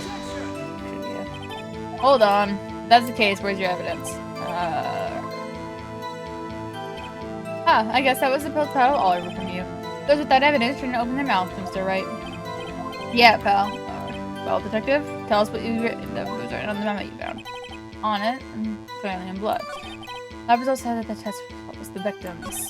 Also, there was blood on the victim's finger. Where she died, the victim had to put his hand. That's also telling me, okay, there has to be something there.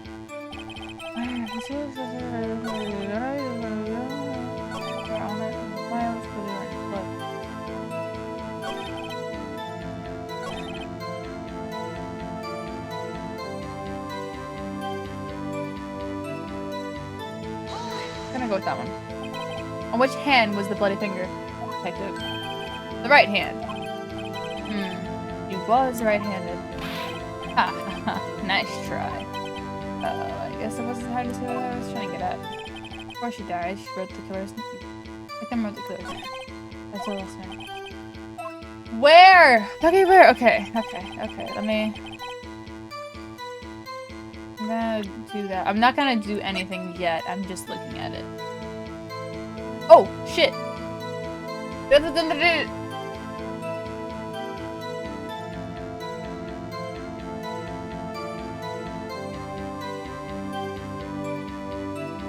Okay.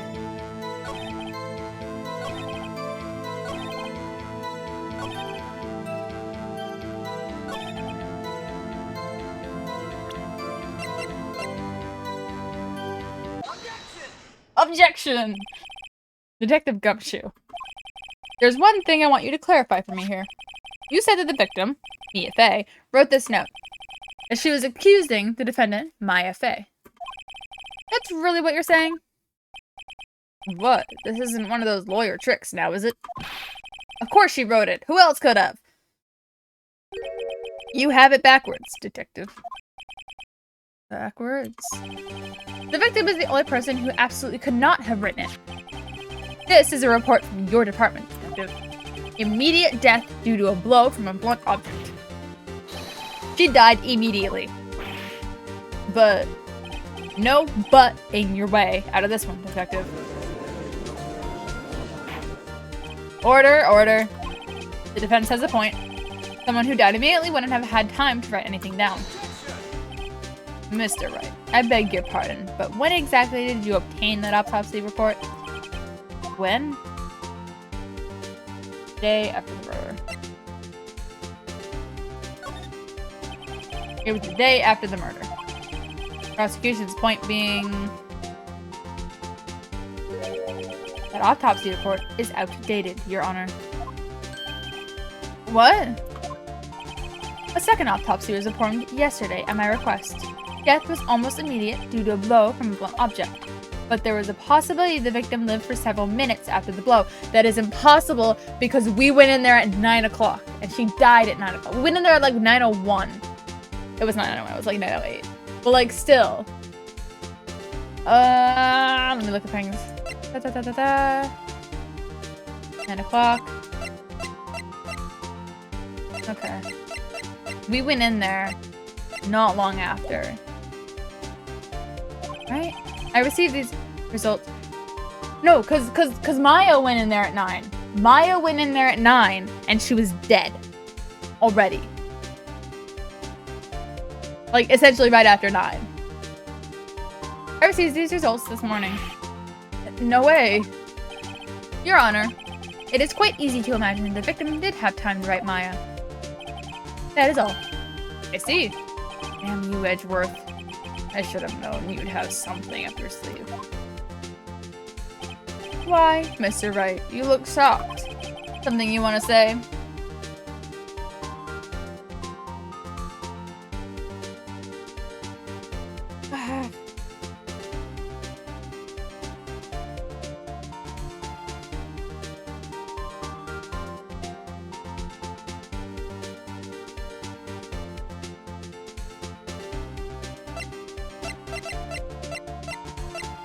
He is not that good of a detective, in my opinion, right now.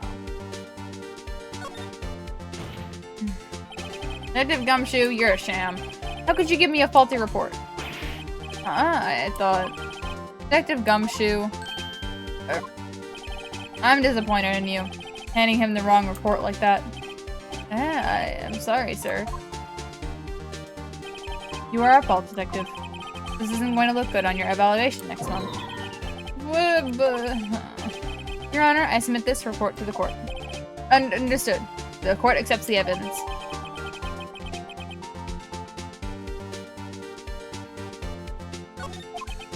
Well, Your Honor, the evidence strongly suggests that the victim was identified the killer. Was it the obvious conclusion? Yes. Darn, this isn't good. Prosecution would like to call its next witness. This poor, innocent girl saw the murder with her own eyes.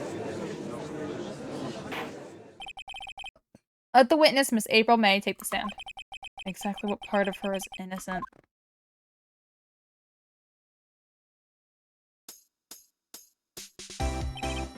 Witness, your name, please. April May, at your service. Order. An introduction should not require any reaction from the crowd. Witness will refrain from wanton winking. Oh, yes, Your Honor. This is not good. He's already captured the hearts of every man in this courtroom. Tell us, where were you on the night of September 5th when the murder occurred?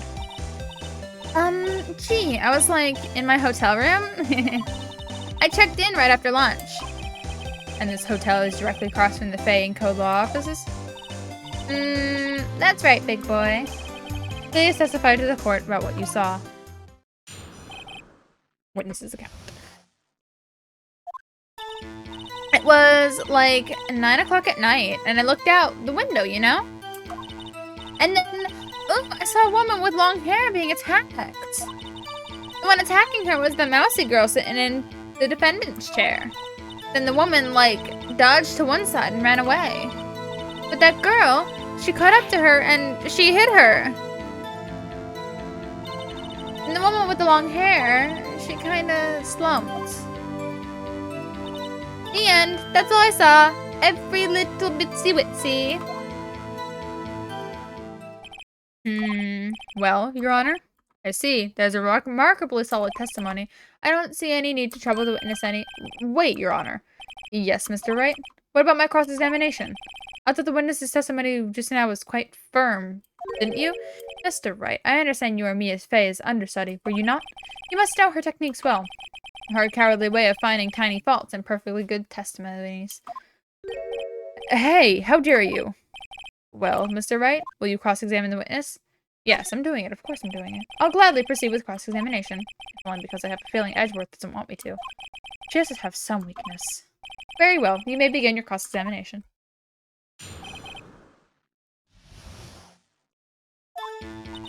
It was like 9 o'clock at night, and I looked out the window, you know, and then, ooh, I saw a woman with long hair being attacked. The one attacking her was a mousy little girl in the Senate chair. Hold it. How do you know she was the defendant? Huh? Well, you know, she had a girlish physique. Women tend to know these things. Look, I just know, okay? There was only one person at the scene of the crime with a short, girlish figure. The testimony is bulletproof, Your Honor. He's right. I question the testimony. Hold on a minute. The testimony stinks. Not what you say, right? What? Miss May, I'm willing to bet that you're lying. Are you telling the truth? Did you really see the defendant?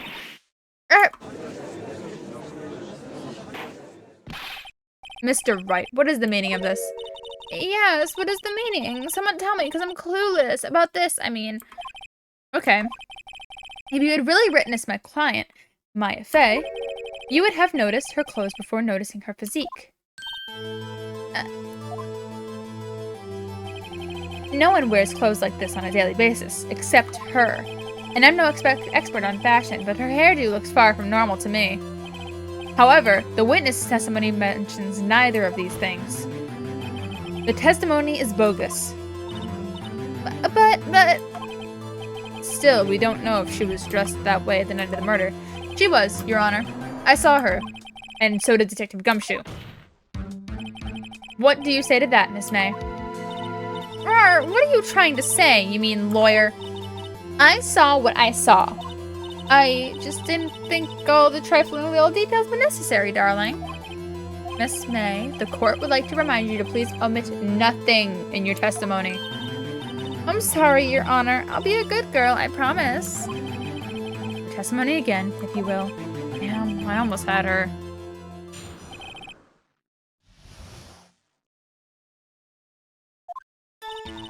I did see everything. I did.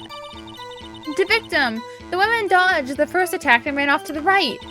Then the girl in the hippie clothes ran after her. And she hit her with that weapon. I saw it. I did. That clock. Kind of statue-y clock. The thinker, I think. Well, does the accuracy of my report not startle you? Tee-hee. The fact that she knows it's a clock doesn't prove that she's lying. Or at least she has extra knowledge. I see. I only wish you had been so detailed from the beginning. Please begin the cross-examination.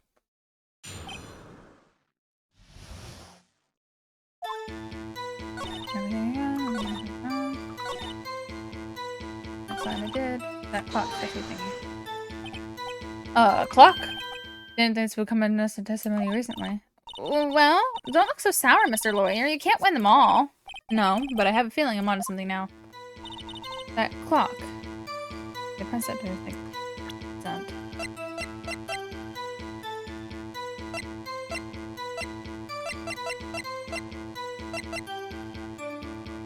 Presents?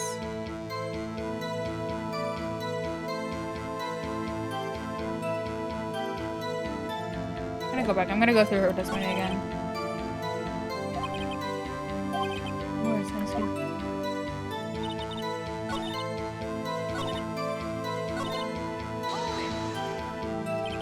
Where did this weapon come from? Picked it up from the desk. I see. What sort of weapon was it? That clock, the statue thingy. Okay, I think. Done. Miss May, what you said just now was quite revealing. Revealing? Ooh, you would like that, wouldn't you, naughty Mr. Lawyer? You just said that the statue of the thinker was a clock. But there's no way of knowing that by just looking at it. Another person in much the same position as you recently called this a clock, too.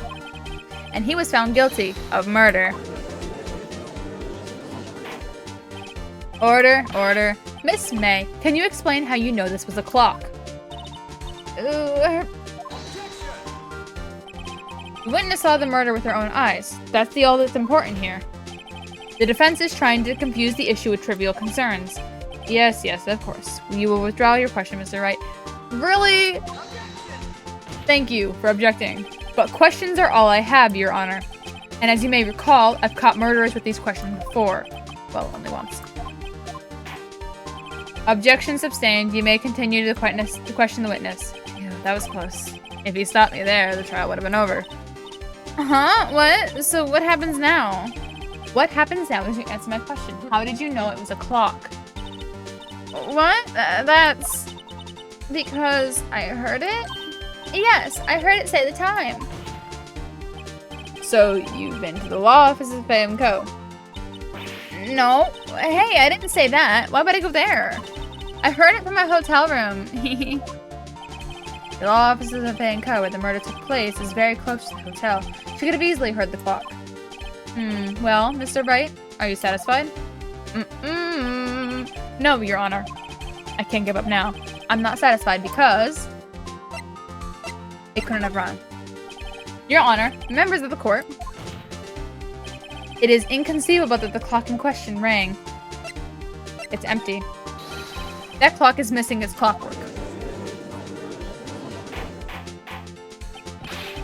How could you possibly?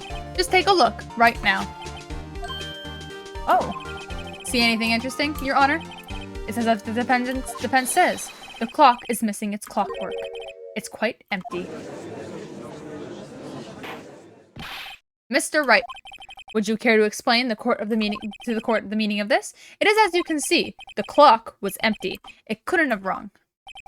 Therefore, this witness is a big, fat liar. That? Well, Miss May? Tisk, tisk. Quite a show you put on for us, Mr. Wright. He knew the clock was empty? Somehow he knew? I'm afraid you've forgotten one thing, however. Indeed, the clock is empty. As you say, it can't ring. However, we must ask, when was the clockwork removed? If it was after the witness heard the clock, then there's no contradiction. That's true. That is a quite possibility, but I have evidence that it's not. The clock might have been emptied before she heard it, after she heard it. That is exactly what happened, Your Honor. Well, Mr. Wright, can you prove when the clockwork was removed? Oh, impossible, of course. I have proof. What? Wasn't it you who told me proof is everything? Well, I was listening. And now I'll show you the proof you like so much. The evidence that proves when the clockwork was removed is... Take a look at this. That's a very cute cell phone. Oh, you have a girly phone. Wait, this isn't my one. Listen. This is the defense's cell phone, and it contains a recording. A recording of a conversation she had with the victim on the day of the murder. Order, order. The defendant's cell phone? This wasn't brought to my attention. Perhaps Detective Gumshoe overlooked it? Rumble. This is a good detective, but remember he's up for a violation soon. I gotta say, I'm starting to feel bad for the big fella. Let's hear the conversation. Beep. So, you just want me to hold on to the thinker for you then? If you could. I should probably tell you, the clock isn't talking right now. Huh? It's not working? That's lame. I had to take the clockwork out. Sorry. Your Honor, I think this makes it clear that the clockwork was already gone by the time this was recorded. Which was well before the witness even arrived at her hotel. Ma? Well, Miss May, would you care to explain this to the court? Just how did you know that the weapon was a clock? Well, isn't it obvious? I saw that clock before. What store was that again? I go to so many. Oops, I forgot. Wink. So the witness had seen it before. That would make sense. Does the defense have any objections, Mr. Wright? Yes! Yes! Larry Butz made it. The witness claimed she had seen it before, but this directly contradicts a piece of evidence already submitted to this court. Well then, let's see it. Please produce this evidence that would prove the witness had not seen this clock before. But it's simple. This clock was never in any store. Ever. What? A friend of mine made that clock. Only 2 exist in the world. And one that isn't here is in police custody. Impossible! Everything is sold in stores. And Miss May, I think it's high time you went shopping for a better excuse. Oh? Excuse is not on sale today? Damn! Oh! Oh!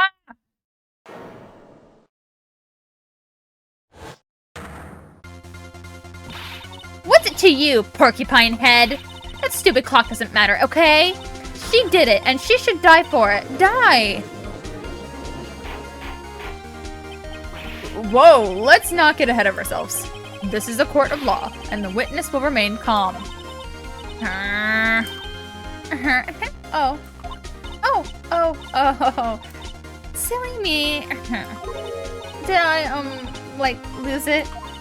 I guess I did, tee. Okay. Miss May, let me ask. Tell me, how did you know the weapon was a clock?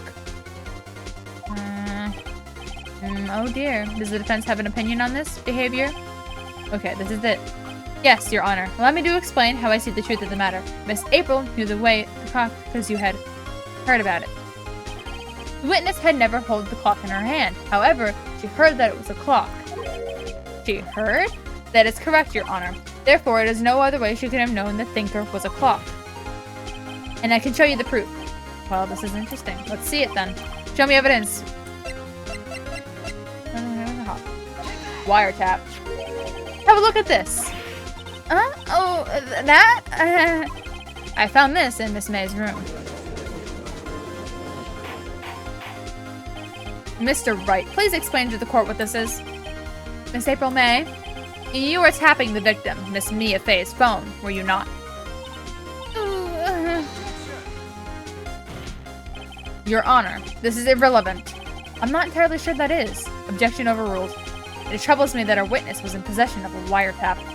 This is outrageous. Does the defense truly claim that the witness was tapping her phone? Absolutely. Even if that were the case, which is not, you still have to prove one thing. Did the victim ever say the weapon was a clock on the phone? Can you prove that? I think not.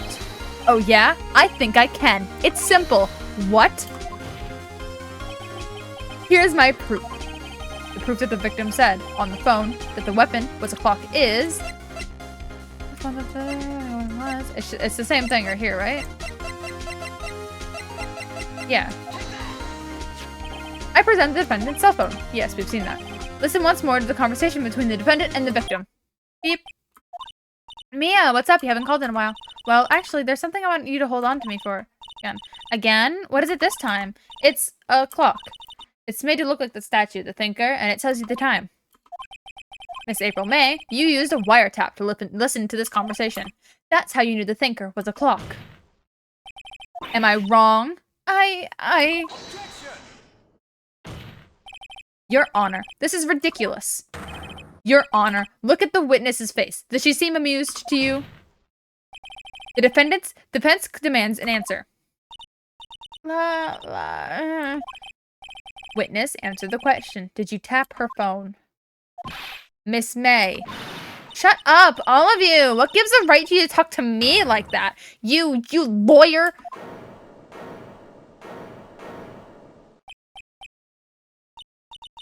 It's no fair. All of you ganging up on me like that. Oh, I'm the bad girl, is it? Is that it?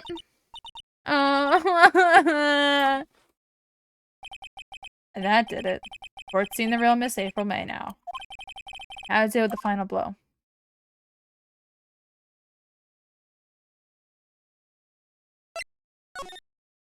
Why did you tap her phone? Answer the question. Do I have to? Isn't this a murder trial? Isn't tippy tapping relevant? She's saying exactly what Edgeworth wants her to say. Miss May, you are tapping the victim's phone. I hardly call that irrelevant. While this court does not condone the defense's tone of voice, he has a point. Well, Miss May, do you have an explanation for the court? Can you prove you had nothing to do with this murder, even though you tapped her phone? Huh, I like to see her pull that off. Mr. Lawyer, I saw that evil grin. You were probably thinking I'd like to see her pull that off, weren't you? Damn, she's good. Well, you're not the first man who's thought that. And of course I will. I can and will. You can't be serious. No way. Way? I say way. Oh, and I assure you I'm serious, Mr. Lawyer. Okay, so the killing happened around 9 o'clock at night. Why, that's just when I was getting room service from that sweet bellboy. Room service? Iced coffee, I believe it was. Iced coffee? You know, like normal coffee, but cold. If you don't drink it quick, the ice melts and then you can have regular cold coffee. Iced coffee. Think I'm making this up? Ask the bellboy. Ergo, the witness was not on the scene at the time of the murder.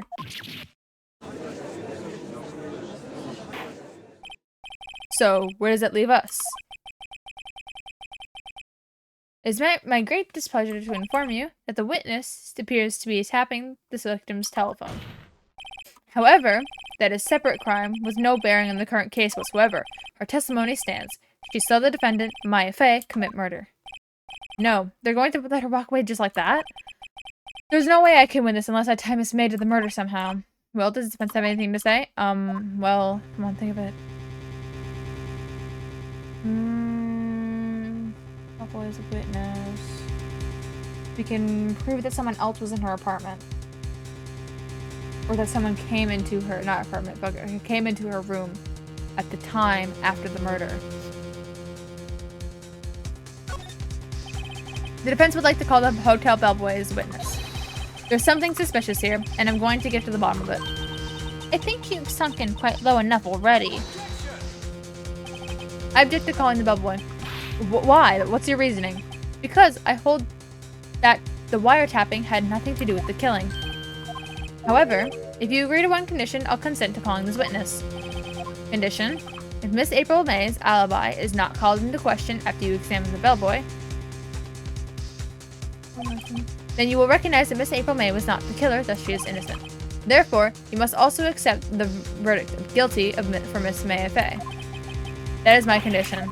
What? I better find something suspicious in that bellboy's testimony, otherwise Maya will be guilty on the spot. What should I do? Accept the condition. I can prove it. Alright, I got nothing to lose, except for, well, everything. Understood. I accept your condition. Cool. You fell right into my trap. Uh-oh. Very well, the court calls the hotel bellboy to the stand.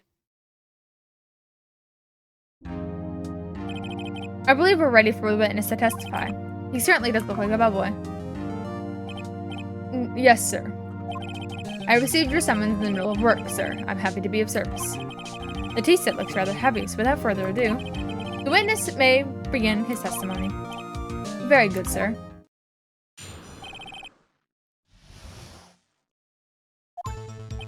I am the head bellboy at the fine Gatewater Hotel, in business for 4 generations. I believe I received a call after 8 in the evening from our guest, Miss May. She asked for an iced coffee to be brought to her at 9 o'clock on the dot, sir. I brought it to her precisely at the requested time, of course, and I delivered the iced coffee to our guest, Miss May herself. I see. The defense may begin its cross-examination. Right, I'm ready. I hope. This is it. If I can't prove Miss May was involved in the murders now, Maya will be finished. Maya. Okay, cross-examination. And the head bellboy, yep. I believe, that's Miss May. 9 on the dot, you say? Yes, I confirmed that detail several times. She was watching a program on the TV, and she was to drink after she finished, sir. 9 o'clock, the time of the murder. Brought it at the time, of course, and I delivered. You are sure it was Miss April May herself? Absolutely, sir. Absolutely? Yes, sir. As in, so very absolutely, sir. It is an endearing mannerism of mine. How come you're so very certain? Well, when I brought her room service, sir, the guest, sir, she favored me with, an embrasser, sir. Embrasser? Is that French for embrace? It's French for kiss, sir. But not a French kiss, sir. More just a peck on the cheek. Why would she have done that? I believe, perhaps, she was momentarily swayed by my prim demeanor, sir. It was a moment I shall never ever forget, sir. Sounds pretty fishy to me. I think Miss May was up to something when she wanted the bellboy to remember her. It's no good. There's nothing here. Is that it? Not it. Finally, you understand. Bellboy had absolutely no reason to lie. Now, if you have any decency, you will end this rather tedious cross-examination here. It was a bit tedious. The witness may leave the stand. I can't let this happen, can I? Protest. But wait, please wait. Yes? Does the defense have something to add? One last question. Let me ask one last question. Your Honor, I must object. This charade of justice has gone on long enough. Now, Mr. Edgeworth. Alright, Mr. Wright. I'll give you one more question. That's all. Yeah, this is really it. This is not my last chance. What am I asking about now?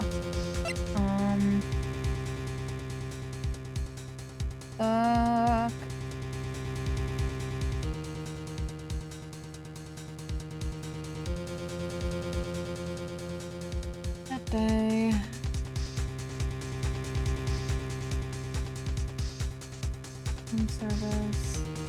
I'd ask about the room service again. Bed making. But bed making seems odd to bring up here. Because we haven't mentioned anything about the bed. We did check that the bed was recently made though when we went into her room. Can I save? I can.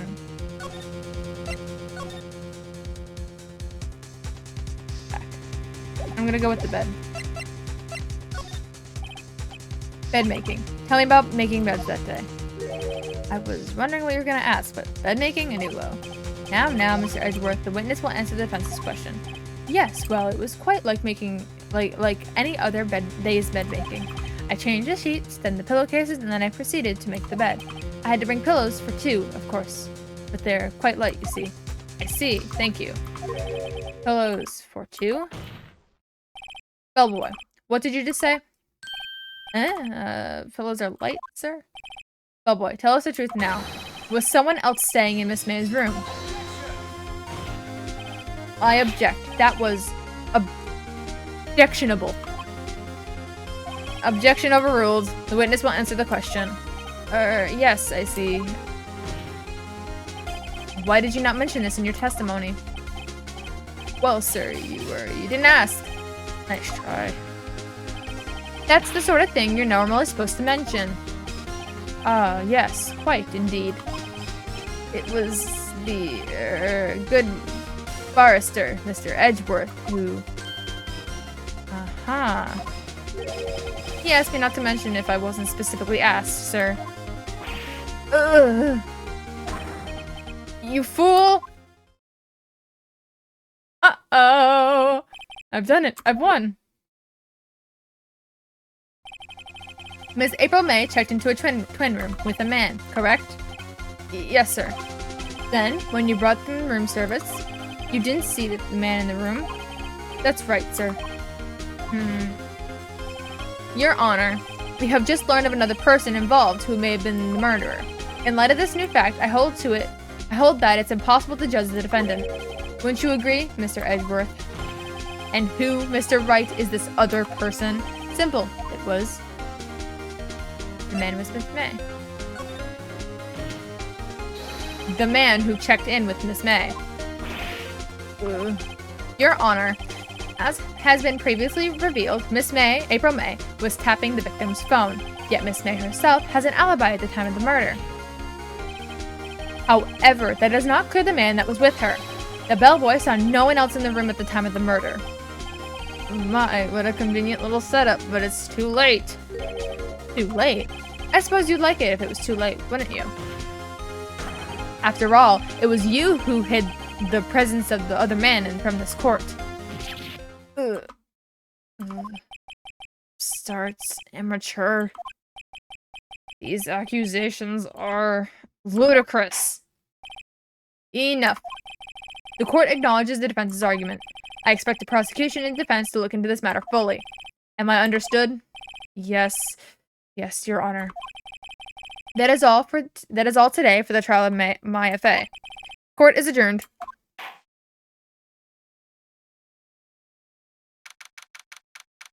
September 7th, 2:24 p.m. District Court, Defendant Lobby Number 1. Mr. Wright, you were amazing in there. Really? I think I might be your newest fan.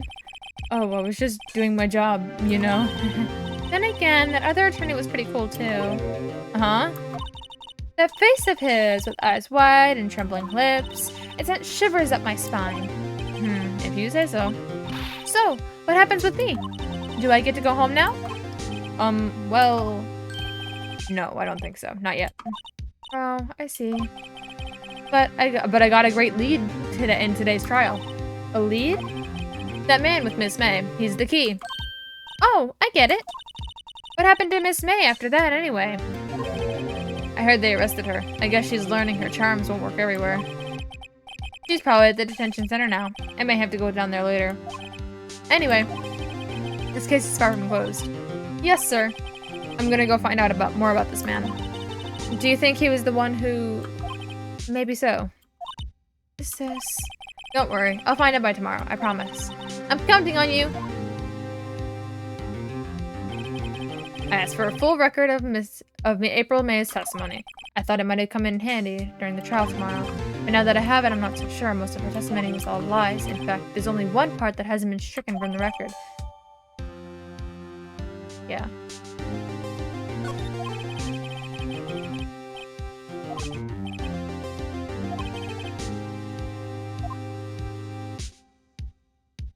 To be continued. I think that this is a good spot to end. In my opinion, this is a good spot to end.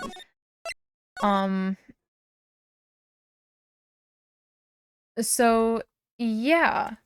Let me close out of here. We're gonna do stuff.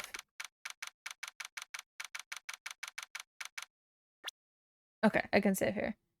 Cool. So, yeah. I think that's a good spot to end. I do have to also, like, I have work early tomorrow. I'm also tired.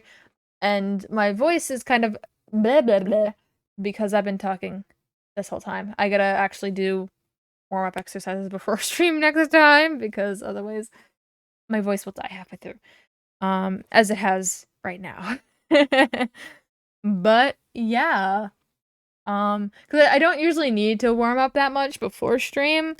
Because I don't, like, I'm not talking without breaks during normal stream. And I'm not doing voices during normal stream, but because we're playing, you know, something that requires me to read every 5 seconds, my voice is not having it. So I gotta make sure I warm up next time because I forgot today. But yeah. I hope you enjoyed. For tomorrow, it's probably gonna be... it might actually be Shiny Lock. We'll see, we'll see. And then Friday will be more Tears of the Kingdom. We're gonna work on our shrines. And then Saturday or Sunday, or both, will be Splatfest. Because I believe it's Splatfest right now. Splatfest then. But yeah.